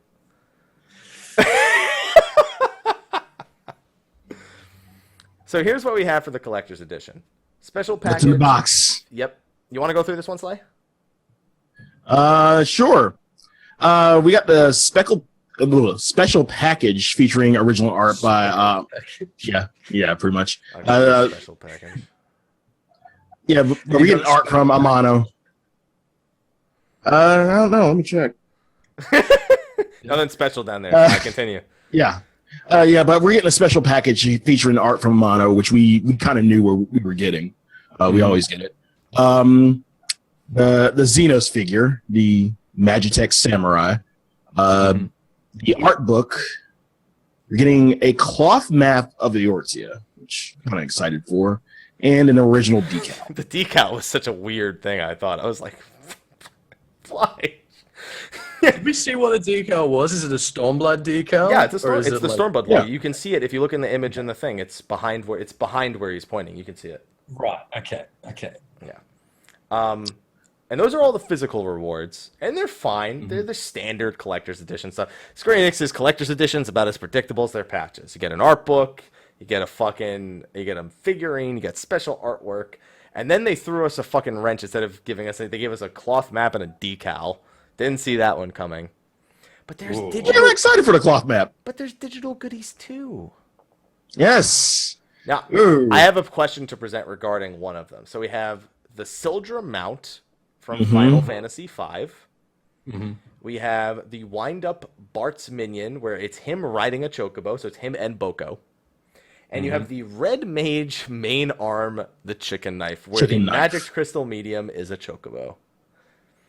So, if you didn't already have enough means to encourage people to play one of your new jobs, you now have another one. It comes with your first glamour. You're going to unlock the job and you're going to be like, glamour. And apparently it has some special sound effects too. So be prepared. Yeah. Now, my question for you, the Sildra mount is clearly designed because of diving. Yes. Is it the first diving only mount? No, it's going to fly. Okay. That was guaranteed. Okay. That was my question. If they were going to separate it from a flying mount and make it a swimming/diving mount exclusively. No, it's definitely going to fly. Sildra's going to look really weird flying throughout the sky. I'm just going to put that out there. Looks more cool. weird than a lot of other mounts. Yeah, I guess that's true. That is absolutely true.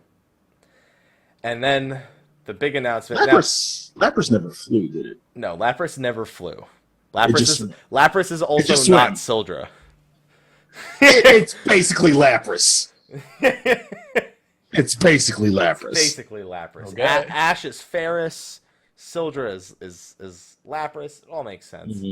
Yeah. So then, just when you think they're going to wrap up, we get the CEO of Square Enix walks up. With the gun. Which is, by the way, what he brought with him to tease Machinist. Last time he walked out on stage, he forced him to reveal a new job.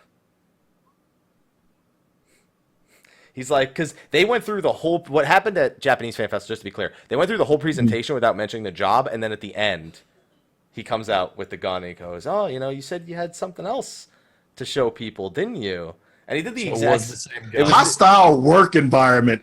When you get forced by gunpoint, revealed a new job. Yeah, pretty much. So he forced them to reveal the tentative release date of June 20th, 2017, less than 6 months away. Pre-orders go up on January 24th. Yes. Yes. Same day as Kingdom Hearts 2.8, by the way. Just wanted to put that out there. Well, in America and Europe. In Japan, it's on the 12th. But yeah, so June 20th, pretty much on schedule with the last one, which we are under the belief that they were ahead of schedule on this. And I think we kind of see that more in Return to Ivalice, them being ahead of schedule. They're more ahead of schedule for the entirety of the expansion, as opposed to on ahead of schedule specifically for the launch, where we were predicting May and June. A lot of us pretty much. If this ends up staying the release date, good. Don't change it. Even with it being tentative, do you think But then being ahead of schedule, there's a possibility that the tentative date might go up from June. No, I think that no matter what at this point, if they're moving the date, it's back further, because the last thing you want to do is cut yourselves short. I mean, you could argue that putting it out sooner may get, it gets people excited sooner, and, ultimately maybe more people get invested in it just before the summer starts. But I feel like I feel like it's better to take the time you've already dedicated and ensure maximum quality versus pushing it forward, because then you have to consider it means they need to be a month ahead of schedule on every patch they're currently working on. They also need to be a month ahead of schedule on 4.1 and then a month ahead of schedule on 4.2, because they've got a process for this. So I have to believe that if this goes anywhere, it's back further, not towards us. You know what I mean? So, but yeah, June 20th, less than 6 months away. And, I mean, let's look at it. We have 3 weeks to the next patch, which is looking to be all right. It's an odd-numbered patch. I'm not super hyped for it, but it's there. Right. You then have the European Fan Festival, pretty much a month after that. Probably within 2 to 3 weeks, you have 3.55 in early March, and then you got about a 3-month wait. Not so bad.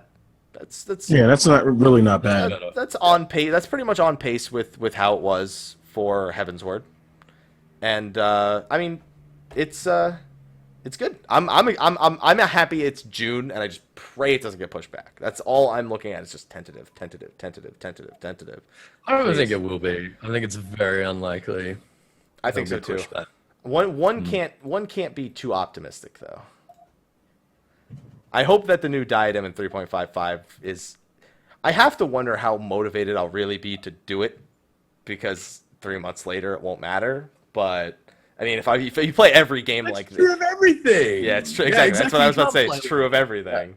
Yeah. Why raid? I could just get it from the 24-mans in fucking 5 months. So, well, I say 5 months because it takes a while, because they kind of do it staggered. But yeah, so good opening keynote. I'm happy with everything, and now I'm content. I'm not really happy. I'm just content. Now I won't be truly happy until I see everything else. Well, to be fair, at this point, he says he's unveiled 50% of the content. Now, keep in mind, 50%. Now, keep in mind, he's shown us Omega. He's shown us Evilise. He's told us challenging new dungeons. We've seen one Primal, one Beast Tribe. We've seen the main villain. We know about the main story. What else am I missing? We've seen swimming. We've seen diving. We have Eureka.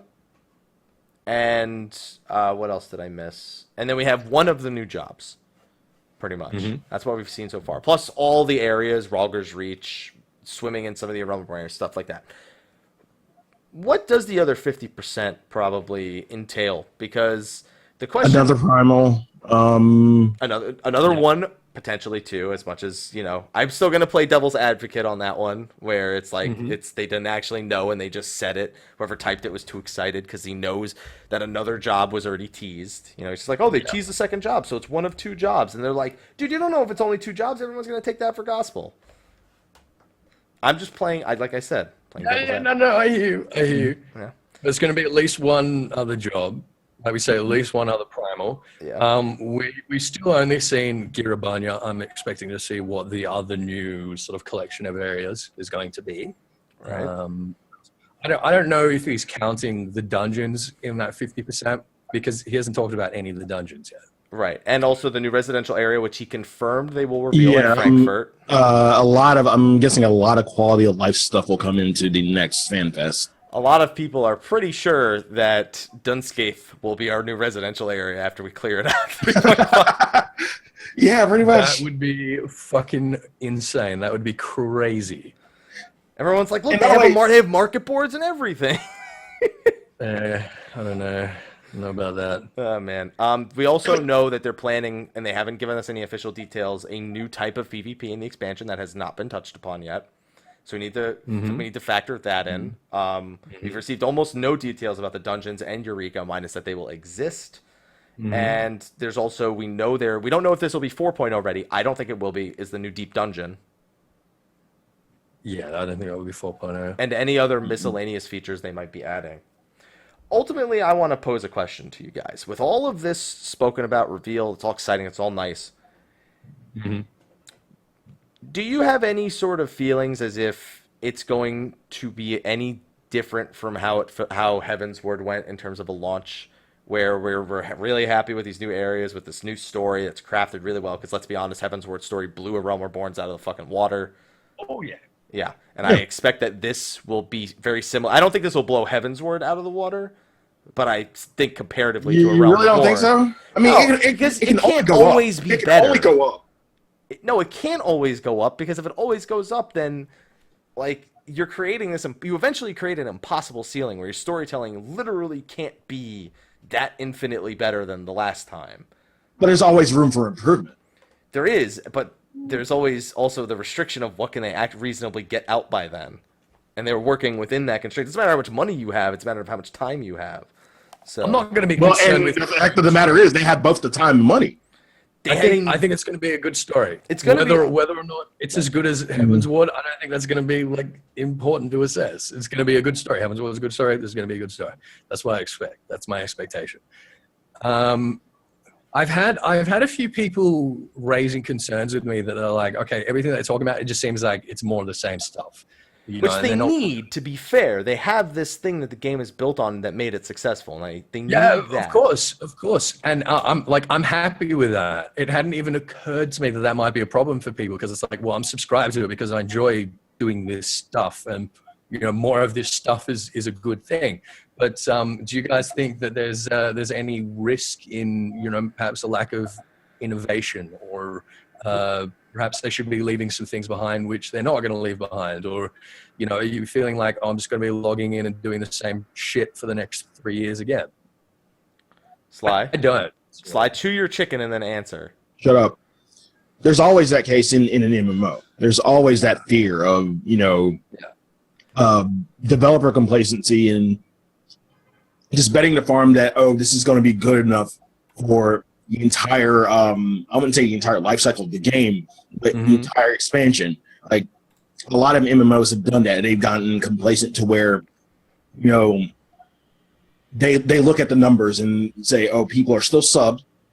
It's not broken. We won't fix it. Which, by the way, is still true here. Nothing's broken about the patch formula. But we always in the community find some issue with it. The issue with it is that it's the same thing over and over again. Which, by the way, there's nothing wrong with that, because it guarantees a consistent experience. It'd be like, it's not like, I guess I'll just pick another random game. It'd be like if you play Dark Souls, the DLC comes out and it's a fucking shooter. Like, that's different. And a Dark Souls shooter, I mean, if it's hardcore and I'm still gonna die a lot, yeah, maybe I'd like it as a different game, but it's not what I bought Dark Souls for. It's like with Lords of Verminion. I bought an MMO to play an MMO. I don't want to play an RTS within an MMO. If I wanted to play an RTS, I'd go play a goddamn RTS. You know what I mean? You can say the same thing of Triple Triad. You could say the same. Well, Triple Triad is a little bit. Not a lot of people come. No. You can really say the same. I'd like to say Diadem is more like they thought. They tried to make like Diablo style, like where you just go out and grind enemies endlessly, and the roots all random. I almost said the loot's all random. Like they tried that, and again, it didn't, click, because that's not what people were here to play. People are here because they have an expectation. And when that expectation is met, that's when the status quo is, it's going strong. Okay. I feel like there's room to innovate within that system. I don't want them to release a different game. I don't want them to turn it into Blade and Soul or Black Desert or like an action game. I feel like I think Palace of the Dead and Diadem, and I'm sorry, not Diadem, the new Diadem maybe, but we don't know yet. Palace of the Dead and Aquapolis have shown there's room to exercise some exploration without but still retain the core of what Final Fantasy XIV has brought to the MMO genre. I think that's the important thing. Just don't be afraid of change. Like, change is not a bad thing. And you always hear me saying, no, we don't want change. So I'm going to give you an analogy. I own a cat now. One thing with cats is you cannot just give them a different food. It upsets their stomach and it can make them sick. You have to ease them in by feeding them what their old food was with the new food. You know what I mean? So you're mixing. You're saying we're all cats? Yes. I mean, to be fair, most of us are, but that's... I resent that. Yeah. Yeah. But that's the thing. You can't just change things all at once. And even if you want to, you take the same formula that you're doing and you just put something else in there. Mm-hmm. And that's what Palace of the Dead was really successful at. And Palace of the Dead is probably one of the most played like additions they made that was outside. Totally. For obvious reasons. And it hit all points. It hit every player base was the most important thing. It hit the new players leveling up. It hit the old players who wanted something new to do. It hit the solo players who wanted a challenge. It hit you can't expect every new players who need to level up other shit too. Yeah, and it was like, oh my god, thank God not Fates. But I mean, even grind anything long enough, it'll feel like Fates did. You know what I mean? I just feel like there's room to produce new content. Eureka being what I'm hopeful it's an example of that. Create new experiences within the same parameters with which you've created your game. And I'm not. This all looks like something that I'll treat exactly the same when it comes out that I did that I'm going to treat 3.5 that I treated 3.4. But I'm hope to be. I hope for a 5th fucking raid boss, but it already seems like there's only going to be 4. I mean, just based on the dev panel, kind of left some things up to the imagination. But when they were talking about who's designing Omega, the guy who worked on Gordius, by the way, he worked on I think it was Second Coil, Final Coil, and Gordius. I'm happy with that. I think that's what his repertoire. Well, I'm not happy with the latter, but not happy with the last one. But just the Manipulator. I loved Living Liquid, just not what it did to the community. I love Living Liquid as well. Manipulator can go eat a bag of dicks. Yeah, a whole bag. I just it wasn't made entirely clear, but it almost was implied that they were planning 4 bosses again. I would like to see if they've got this formula, if they could just add more. Listen, man, stop with the 2 dungeon roulettes. I've been saying it for fucking a year and a half now. Stop. It's not a roulette. It's a goddamn coin flip. I'm hoping for more dungeons. I think more dungeons, bigger dungeons. I mean, they said that they're basically going to be mixing up the dungeon formula somehow. I'm expecting something bigger and better and more entertaining from dungeons. I hope so. I'm looking for a quote right now that came from that recent interview that I want to read directly to you, but I can't find it right now. It was regarding innovation going into the next expansion, and unfortunately, it seems to have escaped me right here. Where he basically talks about how they want to take a few more chances in the expansion. Somebody will probably find the quote for me. I thought he used the word Heavensward, like was it like a test? Maybe it's not from the Famitsu one. Maybe it's from a different one where they kind of tried to keep everything like the same because it needed to be stability. That's the word I'm looking to search. Right. Stability. Yeah, with Stormblood, we are aiming for a new level rather than aiming for stability. Final Fantasy XIV isn't finished, and there's a lot of attractions we want to add to the game. We are challenging ourselves to satisfy the needs of the current generation of games as well as players, so we look to ourselves as challengers. I think Stormblood will be the first title to mark the 30th anniversary, which, by the way, Rib Zodiac Age, which now means comes after June 20th. We want to release it with our minds as well. So thank you release it with our minds. Yeah. With that in our minds as well. Oh, I think you said they were going to release it with their minds. With their minds. With that in their minds. Okay.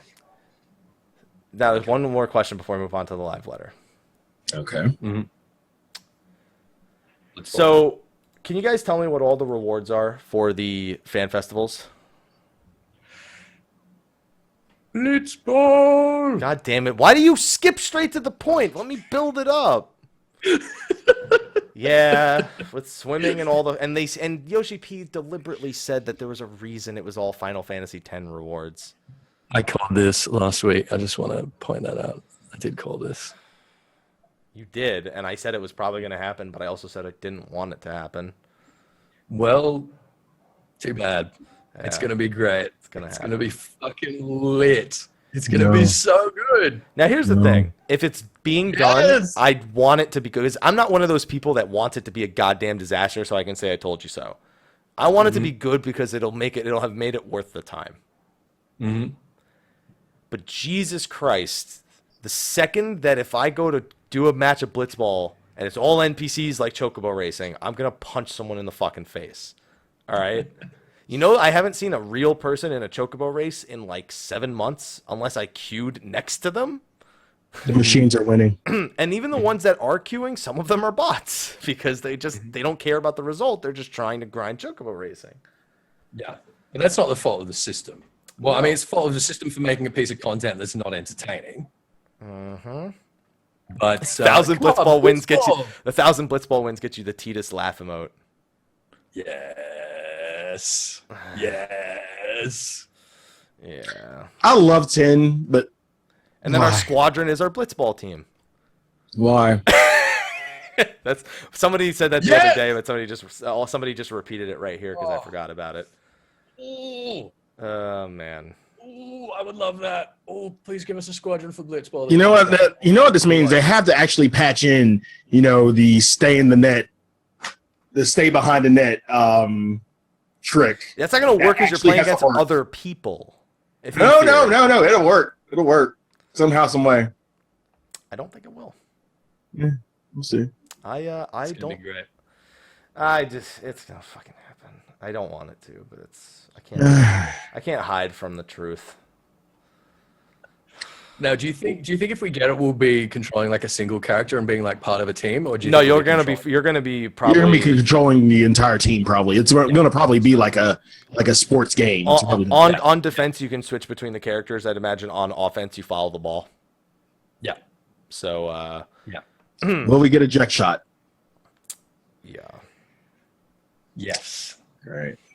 Yes, we will. Please don't let my content patches be fucked up by this. That's all I gotta say. Please don't. All right. Anyway, there was one other thing happened a few hours later. The live letter number 34. Probably, in contrast to the great opening keynote, probably one of the worst live letters we've ever had. It's like they told us almost everything they wanted to tell us at the last one, and then they showed us some in-game footage of it at this one.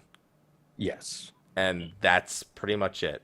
We found out there's going to be a TV drama miniseries, like another one we're going to be talking about here in a few minutes, that they're going to be doing called The Father of Light, based on the novel of the same name by Ichigeki Kakusatsu. And I don't know anything about it, so... you know about it? Basically, from what I read, it's about someone who actually gets their IRL father to play the game. Yeah. Okay. Yeah, it's a story. It's a story about a kid who's like having trouble connecting with his father, and so he buys his father a copy of Final Fantasy XIV, and then he sort of stalks his father like anonymously with his character, and he never tells that his father, the character, is him. So it's pretty much like an anime, like any anime you've ever watched, probably. I don't think any anime I've ever watched has been about this ever. I'm pretty sure that when I play Fantasy Star Online 2. When I watch all the Dragon Ball Z's, all the Gohans are not following all the Gokus secretly to find. No, he's pretty direct. This is like without the father. Goku secretly. No, right? Piccolo follows Gohan secretly, and he's terrible at it because he's fucking Gohan following always knows. Goku secretly recently. Yeah, but basically, this is the premise of like the first few episodes of Fantasy Star Online 2. That's not an anime, dude. That's a game. It's an anime. Terrible one, but it's an anime. Games can be anime. Oh my god, kill me now. Anyway. Anything can be a Goku. Anything can I get that on a shirt? Anything can be a Goku. Anything can be a Goku. We got the release date for 3.5, January 17th. Part 2 in March, which is in line with the approximately 5-week difference. It seems to be a little longer of a wait because March is, February is 3 days, 2-3 days shorter, but I mean, that doesn't make up for the fact this is mid-January and 5 weeks later is what, 24th, 31st, 7th, 14th, 21st, 28th. It's at least 7 weeks later, pretty much. Is January 31? No, it's 30 days, isn't it? Because December's 31 days. Yes. Yeah. So it would be the 17th. Then it would be the 24th, February 1st, 8th, 15th, 22nd, March. Maybe it releases March 1st. It could release March 1st. The very first fucking day of March is a possibility. That's in line with 5 weeks, pretty much. There you go, March 1st, confirmed date. Anyway, they literally showed off the same screenshots that we fucking talked. By the way, they showed the screenshot with the red coat instead of the fucking the dungeon. Yeah, I noticed that. Yeah, the one that we saw. The one that you saw wasn't the one. The one that I saw. Yeah, it wasn't the one. It was the opposite one. The one you saw. Like, I don't know what to believe. That's so fucking weird I that don't know what happened. to believe. That's so fucking weird that they be released. See, what happened was they released the assets, and the one was wrong, so they replaced it. But all the websites that reported on it first had the incorrect asset. And then when they replaced it, there was never an announcement that there was a misused asset. So misused. Yeah. It was just fucking weird last week, man. Yeah. I'm like, what are you guys talking about? It looks nothing like that. And then you're like, wait, this is the image I'm looking at. I think we were fucking with you. I mean, yeah, I was like, do you really think we were fucking with you? I was like, you guys are dumb. This is not the set that we're talking about. You guys are, do you know? Do you have eyes? Like, can you see me? Fucking idiots. There you go. Fucking idiots. All right. And then he went in and fought Zervan for about 45 seconds. So you can't fall off the arena by being knocked off the ends. However, the arena crumbles beneath you. So he literally slices a cake. Yeah. He's in a cake. The joke was already about the cake, and now it's perpetuated by the cake. Where basically he starts breaking off parts of the arena, and they fall off in quadrants. When there's only one left, he rips out part of his body, and he shoots his dick at you. His mouth dick. Sorry. His mouth dick mouth. Yeah. No, his dick mouth. There you go. It's not a dick mouth. It's a vagina with teeth. There's no phallic part of that. I knew you were going to use the word phallic. It's not like the alien mouth thing, you know what I mean? Yeah, I guess that's true.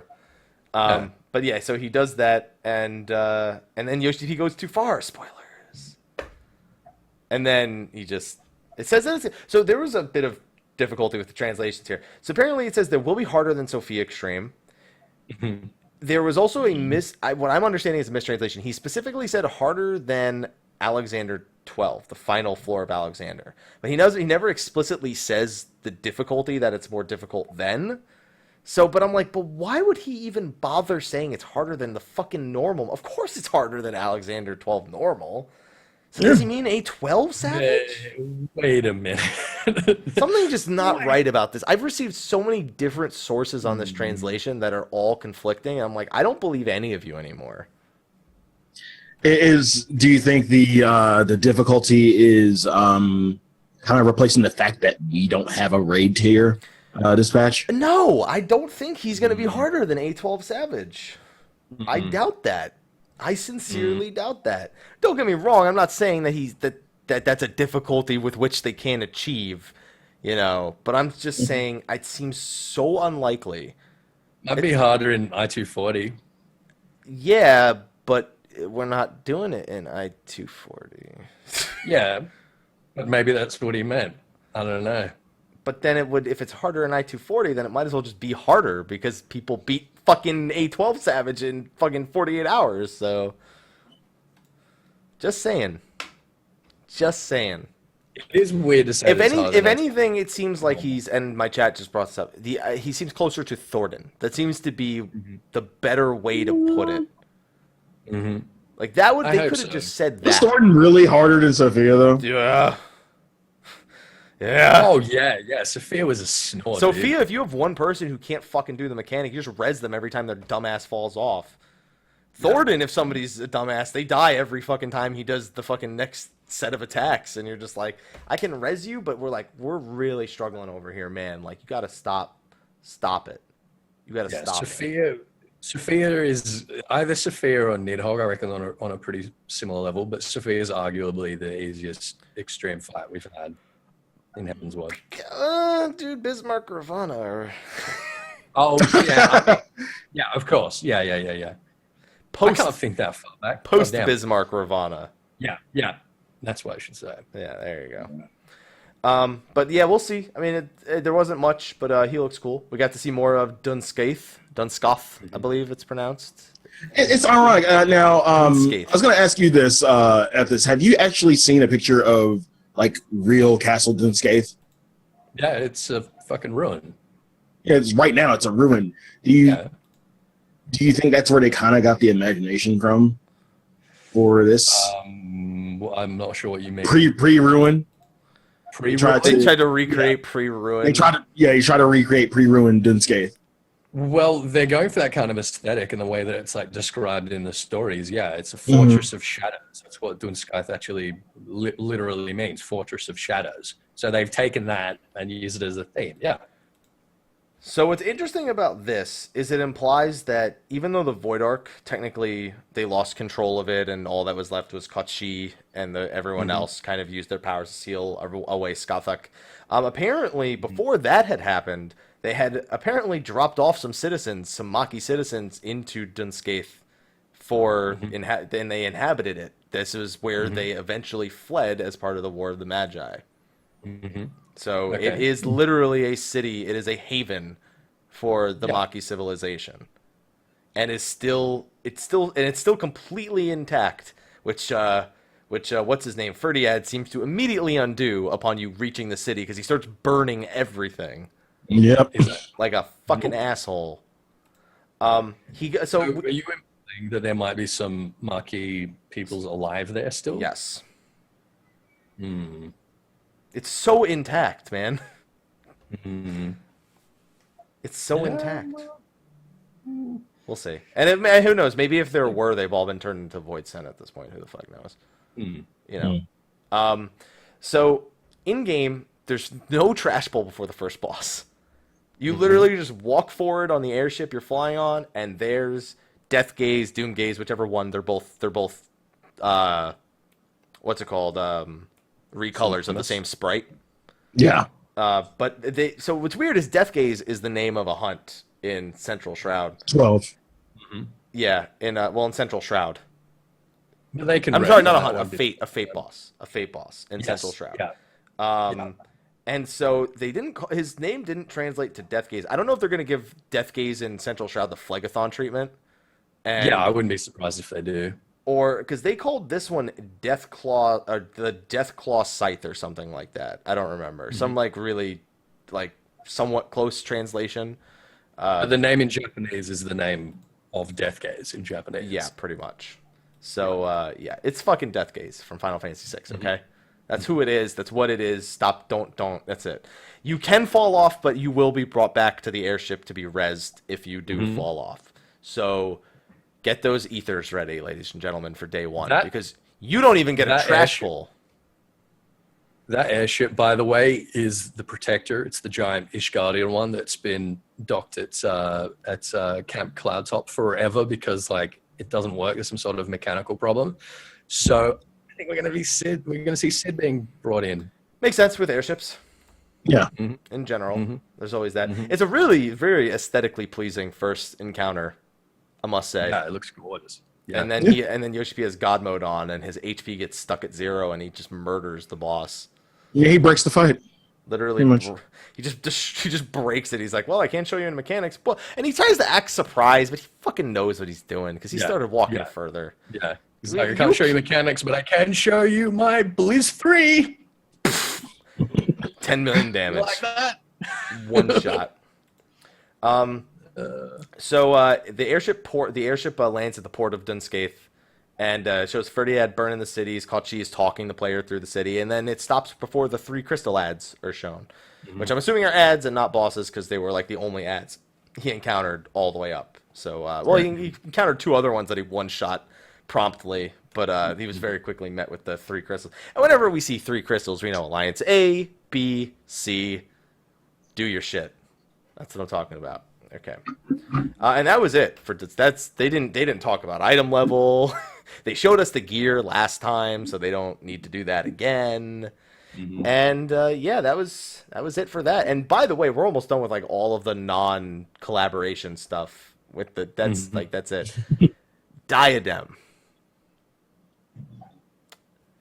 So I don't know what to think of what's spoken about. A lot of it's stuff we already know. Shutting down 3.5. You don't know what to think. Okay, first off, I'm gonna go over the first thing which I said last year should have fucking happened. You should have fucking split hunting and gathering. Y'all thought I was fucking stupid, but they eventually fucking did it. So fuck you, fuck you. All right. Well, we wanted them to work the gathering mechanic out in such a way where it was beneficial to have gatherers and combat, coinciding. Yeah. By the way, I'm very happy to see you using your middle finger right now at this. You like that? Yeah. I noticed. I'm busy doing the thinking emoji right now. Yeah, so am I. No, it's this. There you go. No, I'm pretty sure it's this. So Diadem is in March, 3.55. We knew this. Queues are being split. We've known this for a while now. It's going to be unavailable for 5 or 6 weeks between 3.5 and its relaunch. We knew this. Yes. And now you actually go through these exploratory missions via House Halionart. So fuck your Free Company airship, by the way. Probably still going to serve the same purpose, the Free Company airship, as a means of pre-made parties. I don't know. I got nothing. I don't understand why there's even a point of it anymore. Ether currents unlocked upon entry automatically, so you can just fly right away. They give you some exploration objectives, and once an objective is complete, the next objective will be displayed at House Halionart, and completing an exploration completely yields additional rewards. So that's what they meant by giving us objectives while we're in there. We're trying to fulfill a specific thing that House Halionart wants us to do while we're there. What that thing is, no fucking idea right now. But that's what they meant by giving us goals and rewards. So tomestones, basically, is what I imagine is part of it. Some crafting materials, maybe. A hunting hawk here and there. Well, they said that we're getting these lock boxes. Do hunting hawks still go for a lot? Did you just ask me that? Yes. Do we need water to live? Is a pig's ass port? Yeah, I get it. Okay. Yeah. It is I think I don't remember where it is. I think it might be the rarest minion in the game, but it's in the top 10 rarest minions of the game for a reason. Because nobody fucking does diet. I mean, there are some prices that have shot down completely. Yeah, well, you have Palace of the Dead to thank for that, but the Hunting Hawk's not on that list. Yeah. Right off the bat. What? I was going to say the reward system does look a lot like the Accursed Horde. We've been told there's going to be lock boxes that are going to drop when we do objectives. You're going to get them automatically. You're not going to have to roll on random pieces of loot. Then you're going to take them to someone at House Halionart who's going to unlock them, and it's going to have loot in it. I'm making bank, yo. That's it. Aquapolis, Palace of the Dead, I'm good. Yep. Straight. There you go. But one thing that's not going away in the Diadem is equipment stats will still be randomly generated. Wonder. But I think that you'll go and hand in a lockbox and it'll randomly generate something for your class or your job or I think it'll be a little bit more specific, Like how specific are we talking? Considering the equipment can fall directly into your inventory as it's stated, as opposed to I think they're talking about the lockboxes there. I think that's what they're referring to. It's not made abundantly clear which one. Okay, well, that's how I read it. That's how I read it. That rather than having to roll and gear, you just get... Well, no. So the lockbox is there, but it's... Oh, yeah, I got what you're saying. Yeah. Okay. I understand. They just give you the lockboxes and they say, fuck off. You know what I mean? Yeah, and do whatever you want with them. Yeah. You also can get treasure caskets to appear that give you more from other enemies like it was before. And these are all rewarded to everyone individually, so there's no competition between each other, which was, I guess, was a big problem in the Diadem, was, people just needing on everything and then going and fucking tossing it into the NPC and whatnot. And this doesn't sound that vastly different. This is something that I feel like it needs to be seen, because this doesn't sound that vastly different, minus giving us an objective and a lockbox as opposed to what it was before. But we were also told that there was supposed to be some cataclysmic event that caused the Diadem to change into what it is now. What that event is, I have no fucking idea. Yeah, we do know that the layout of the map is going to be dramatically different. So, well, they said it's actually going to be pretty close to the same. Didn't they say earlier that it was going to be? Here, I gotta find the most recent one. I'm pretty sure that in the last live letter they said they changed their mind and they're like, no, it's actually pretty much the same. Now that we look at it, pretty much the same. Yeah. Same, man, same. Yeah, I don't know that I have it handy, but they've bounced back and forth with that one because they were originally going to make a whole new zone. Also, they weren't going to use, but yeah, that was the original idea, and that they were going to use the new zone. But what they meant by that is that they have the diadem, but it's a new zone. It's a new diadem, basically. The one thing that seems to be the biggest difference is upon completing enough objectives, occasionally there's what's known as a full area raid. That's estimated you want 4 parties, which seems to be 4 parties of 8 to tackle. What happens is a platform in the center of diadem with a teleporter on it, attached to the crystal in the center, teleports you what seems to be into the crystal of the center of the diadem. And we've seen a screenshot of this, right? Yeah, it looks like there's like a bunch of bosses all in the crystal. Like mini bosses. Yeah. Yeah, and the question is if you need to defeat like all the mini boss. Like, so what I can see what looks to be a shit ton of dark elementals hanging around one crystal, icy Cerberus in the distance, and then the second screenshot shows what looks to be a fucked up behemoth from Final Fantasy 13, and in the back, if you look, you can see what looks like the 5-headed dragon.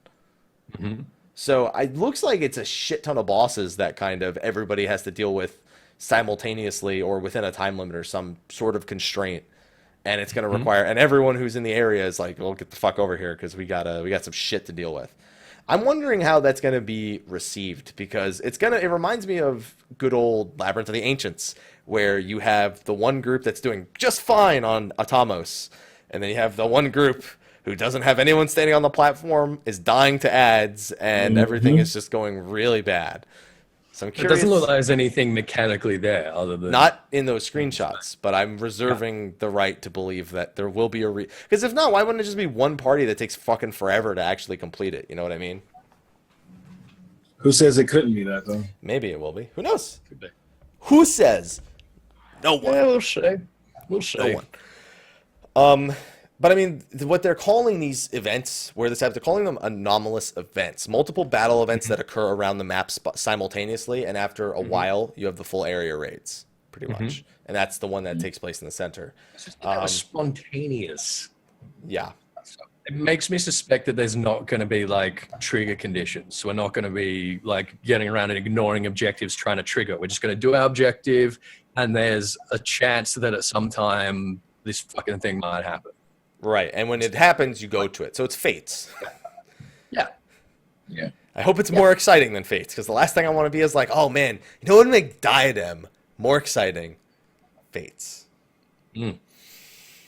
No, that's not at all what makes it more exciting.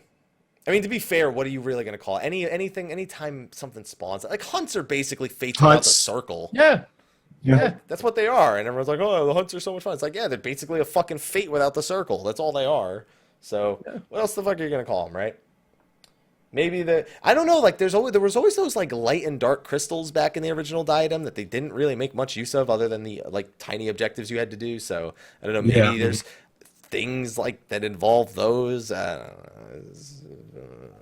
actually think they should toss those.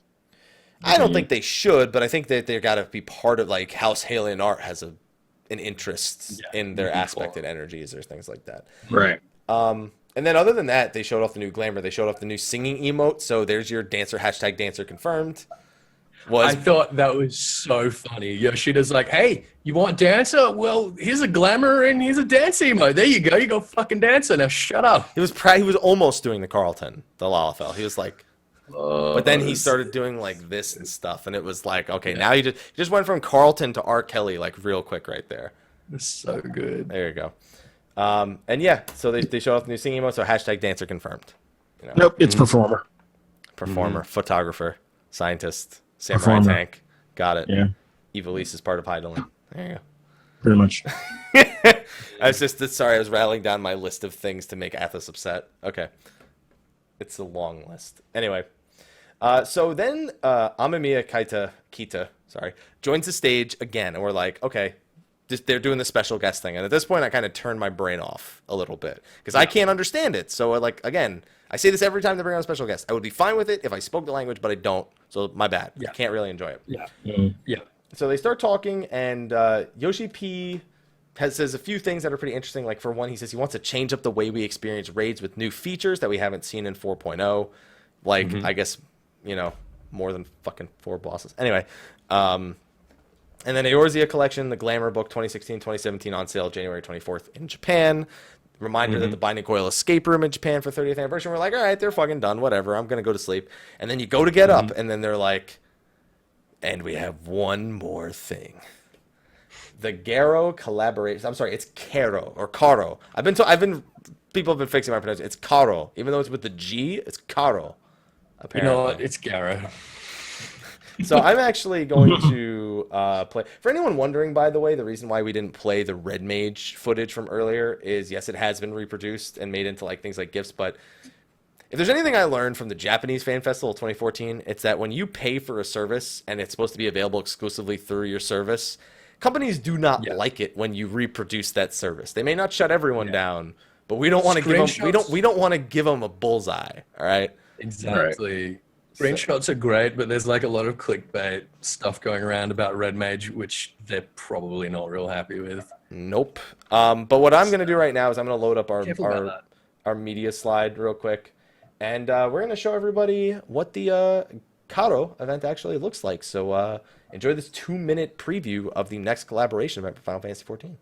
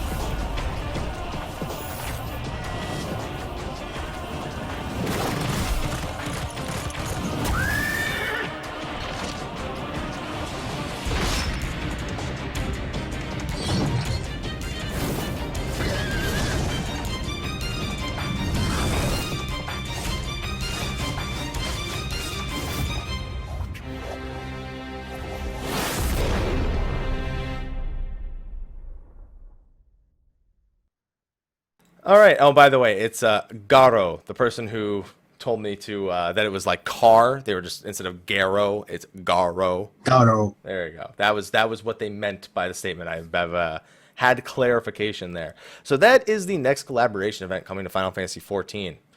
Now, first of all, I usually don't care for collaboration event armor, but that shit's fucking sick. Yeah. Yeah, I love the Makai Knight armor. Yeah, the only odd thing about it is I've never seen a Makai Knight armor so small in that Lalafell. Yeah, that kind of made me laugh. But yeah, I love Garo. I love Garo. I haven't seen the live action. I've only seen the animation and then the second season, which is Crimson Moon. Both good shows. I would highly implore you to go watch them. This is actually making me want to watch the live action when it eventually comes to Crunchyroll or something. But yeah, I wasn't expecting this at all. I love it. I love the Makai Knights. It's like from the live action, it's kind of Sentai-ish. So it's kind of it's a little reminiscent of the opposing Rangers, but better. See, I didn't realize that there was more to it than just the live action stuff. I thought that was all that it was. So it's quite a big franchise, I take it. Yeah, and it's a TV drama along the same lines. By the way, it's labeled as a TV drama, which isn't technically an action film, I suppose, over in Japan, which blows my fucking mind. It's pretty badass, I gotta admit. Well, they're getting their money's worth already. It's adult Power Rangers, pretty much. Yes. Oh man. Yeah, no one had heard of this. Nope. Yep. You can watch Garo the animation and Crimson Moon. Crimson Moon is a little bit more, I guess you could say, feudal than the original animation was. The live action is kind of present day. Garo the animation kind of took place in sort of ancient times, reminiscent of maybe Spain, where they kind of had the whole Inquisition kind of storyline going on. And then Crimson Moon is just, feudal. It's kind of along the lines of like Omyoji or like a priest, basically. And they get Makai Knight armor. Well, so how do you think this is going to present in Eorzea? They've already said it has no story tie-ins. It is being presented as, here is badass armor that is available by 2 means and 3 mounts that are available via achievements. Go fucking have fun. Right. So they're not bothering to try and tie it in. No. Do you think this is a good thing? Oh, okay. Yes. There we go. Thank you. Yeah. I mean, it's nice to tie things in, but you're never going to get me to believe these things coexist without basically having the same excuse every time. Oh, I went through dimensions, man. It's dimensions. Yeah, the yokai this isn't canonical. I took the same portal that Greg did. Yeah, pretty much. Yeah, I followed this dude with a bunch of arms and swords, and he just led me here, and it was cool. So I'm going to take from you the information that was shared with me via a bunch of sources. I saw Gamer Escape tweeting, Nova Crisales tweeting. These are all things that I've consolidated from their tweets and from reports of it. So some of it may still be inaccurate, but I'm just letting you know. I didn't just write bullshit. I was just taking the resource I was found.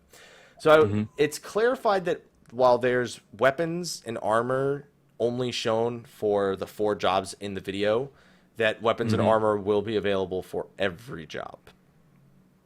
So you will not be fucked out of the glamour if you are a mage, basically. The Makai Knight mage. There you go. No. Okay. I'll take it. The items are obtainable from 2 methods: PvP, specifically purchasing them with wolf marks, or the gold saucer. Good, I have something to spend them on. Okay. Or the gold saucer specifically with MGP.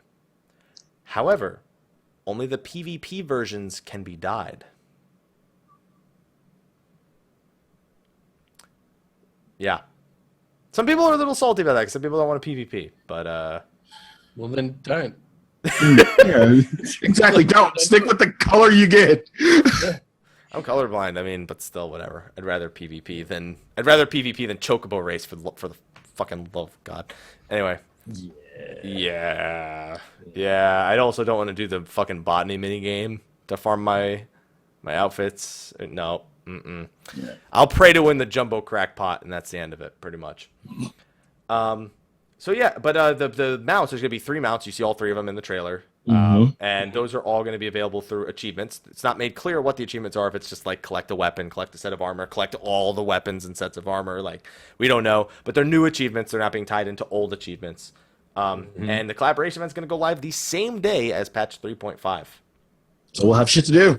Well, that's the day the Grand Company restrictions come off. So, but if you have 20,000 wolf marks before then... You probably already got a piece of armor to begin with. Yeah. The question is how much you're going to need to PvP per piece of armor. They also said this event's going to run on longer than the Yokai Watch event. So long that they may even patch in the transformations as emotes if there's enough requests for it. That would be awesome. I love the Makai Knight transformation. Like, it's kind of like heavenly. A little bit. Well, I don't mind it running longer if there's no story attached to it, because the thing is about most of these events that have story, they become kind of obtrusive. You know what I mean? It's like you go to your main cities and there's like just yokai bullshit. You're just like, all right, This is still here, I guess. Do you think it will extend to 3.55? I think it'll extend past it because Yokai Watch was like a 3-month event. Yeah, sure. Yes. I think it'll go up to the expansion. Why That's not? what I think. I think it's literally going to be there until like just before like 3.58 or something, like when they release all of the restrictions on like weekly caps on everything. You know what I mean? So yeah, I mean, I was planning on PvPing anyway, just because Grand Company restrictions gone, plus the new feast changes in 3.55. So got a little bit more motivation now. I even queued in today. We got fucking annihilated today. Adders. What'd you do? 8? Oh, it was 8-man. It was 8v8v8. It was not pleasant. And anyway, there was a royal reaming, and no battle high or any amount of kills I got made enough of a difference for us to win. It doesn't matter how many times the Astro was caught out by himself on his mount, slowed down, and then bursted from 100. It doesn't matter how many times that happens. If there's 3 nodes, 2 of them are A ranks, and one of them's a B rank that spawns next to the Immortal Flames, and you're just like, well, we're not getting those. You guys want queso? Yeah. That was the event. Yeah, I'm gonna be trying to do frontline roulettes on the weekends at the very least to get ready to get to the 20,000 wolf mark point, because I want to have that armor as fast as possible, especially because I'm gonna be doing Zervan right when the patches go live. So yeah. And other than that, I mean, that was it. I mean, that they spoke about Gar, they showed those in-game stuff, and that was the whole thing. That was the whole thing. They even brought 2 cosplayers on stage live dressed in the armor, in the Makai Knight armor. You know what's weird? Some of the Makai Knight armor kind of already looks like the Paladin, like the tank PvP gear. Someone was saying that, and I agree. I agree. Yeah. But fuck it. I mean, now I get one. now I get it. That it looks like it too, and I am excited. So that's and that's pretty much the bulk of everything that we got over this last weekend. I should probably comb through the Japanese one real quick. The Famitsu /4gamer / every Japanese media website reporting on the same thing. The other half of information being revealed in Frankfurt. He doesn't want to comment on physical damage for Red Mage. People are surprised. He comments on the Spider-Man thing where he says, Spider-Man has a few movies. There isn't only one director. Laugh. All right, there you go. Well, because he says you wore a Spider-Man shirt today, and the director of the Spider-Man movies is Sam Raimi, so that means... I love it. And he goes, please do speculate. Well, Sam Raimi did Evil Dead. Yeah. That is, what does that have to do with Army of Darkness? I don't know. Where are you going? Dark Knight came out 2 years. Like, that's not even... Not even the Army of Darkness. You saying Dark Knight confirmed? No. Night Dark. Ash is not a Dark Knight. There you go. And then he just doesn't want to comment on anything else. We've already pretty much covered all this stuff. The new Alliance raid 4.1 will not be as long of a wait as 3.1 was. Good. And he's hoping to see a lot of people PvP. And he just wants people to get along. He just wants people to PvP. He's like some, because they say a lot of players will PvP now. He says that would be great, but first it would be great if players didn't fight with each other. Laugh. That's what PvP is. It's players fighting with each other. Player You're on the same fucking team. Player. Just friendly fire or not? Who cares, right? It's still player versus player. Yeah. Overall, I was happy with Japanese Fan Fest, but now let the depressing reality of everything set in. Now we have to wait. You don't have to wait long though. No, 3.5 coming soon. I'm pretty hyped. Yeah. Pretty excited. I think it's gonna be a good patch. Yeah, it'll be good. It'll at the very least be okay. At the very least. You know what I mean? Like, don't get me wrong. I'm going to beat everything in 3.5, and then I'm going to PvP till fucking Diadem comes out, pretty much. And there's other games coming out between then, so we'll see what actually ends up happening, how the patch is actually received. 3.5 has one thing that it needs, and that's a goddamn good story. So, and that's what I need. That's what I need delivered more than anything, because that's all I care about in the 0.5 patch for both Heavensward and Experience. I need the story to fucking move forward well and not suck. And I wasn't disappointed back then, and I don't want to be disappointed now. All right? It's going to be good. It's going to be good. Good. It'll be all right. All right. On that note, ladies and gentlemen, we are going to wrap things up. I have a birthday dinner to go to in about an hour, 2 hours and a half. Yay! Happy birthday! Yay! And Ethys is on vacation in Hawaii, and he's here instead. And he's here instead of vacating. Yep. You're welcome. With his sock. Yeah. He wanted to. He's like, oh, Happy, you should let me do the show this week, so you can go. And and then I was thinking to myself, like, okay, first of all, we just had FanFest, so no. Mm-hmm. Second of all, you're in Hawaii on hotel Wi-Fi, and you're gonna run the show. It's going all right. It's like not that bad. The amount of images, the amount of still images I could have taken from you this entire show is staggering. Yeah, but the sound hasn't dropped out. No, it has not. Thank God. Thank God. Thank the joysy God. Thank the joysy God. That's what I'm talking about. Anyway, on that note, though, we're going to wrap up the show so we can go back to living our normal lives. So at this, why don't you tell them where they can find you at Sockman? You can find me on twitch.tv/EthysAsher, youtube.com/EthysAsher for good law stuff and some other videos, and at Ethys FFXIV on Twitter. That's me. What's Sly? Nice segue. Yeah. You can find me on twitch.tv/Slyakagreyfox. You can find me on Instagram at Slyakagreyfox07. You can find me on Twitter at Slythefox. You can find me on Facebook at Slyakagreyfox. You can find me on Behemoth Plot 14 Word 5. I can't speak. Where I'm now leveling Astro, which is the last healer I have to fucking do. Thank God. At this, I just want you to know that when you did that, your camera froze, so we didn't actually see you like sink into your seat. You were just gone a second later. I just disappeared. Yeah, so I just want you to know that. Cool. Then I'm the other guy, Michael, Mr. Happy, Poveromo. Say it one at a time, Michael. Yeah, gotta say the Michael. I actually don't like it when people call me Michael. That's the thing. I grew up with Mike. My original name was supposed to be Charles Jonathan. CJ. Charles. CJ. That was supposed to be my name, CJ. Oh, you're stuck with that now, Charles. Well, 3 days before I was born, my dad got in a fight with my grandfather. He's like, "Fuck that! Name him something else." Name him Michael Anthony after the Godfather. He is. That's who I'm named after. Yeah, I know. Yep. I know, yeah. And you can find me everywhere, Mr. Happy157, Facebook, Twitter, Twitch, Instagram, YouTubes, the YouTubes. The Yubtubs. And we've got some As Ethys likes to call it. The Yubtubs. The Yubtubs. We got some interesting things. We got Final Fantasy 15's DLC next month with the Carnival, which hopefully has the fight against the CEO of Square Enix that we mentioned earlier. Oh, shit. Yeah. Did you see that fight? Yeah. That's hilarious. We should be getting it next month with the Carnival, in theory.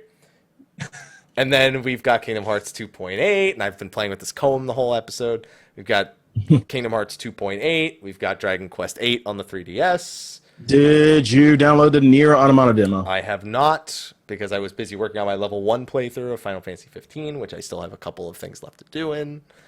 And what else? Then we have 3.5, January 17th. So it's going to be an exciting next year, and I'm looking forward to it. And now I'm 26, so I'm like halfway through life. So At least halfway through life. I've got like maybe another, if anything, like 5 years left at most. Yeah, I'd say you got 5 or 6 in you. Yeah, at the very I age in half dog years. So yeah. So on that note, ladies and gentlemen, thank you for watching this week's episode. We will see you next week, and until then, take care. See you next week.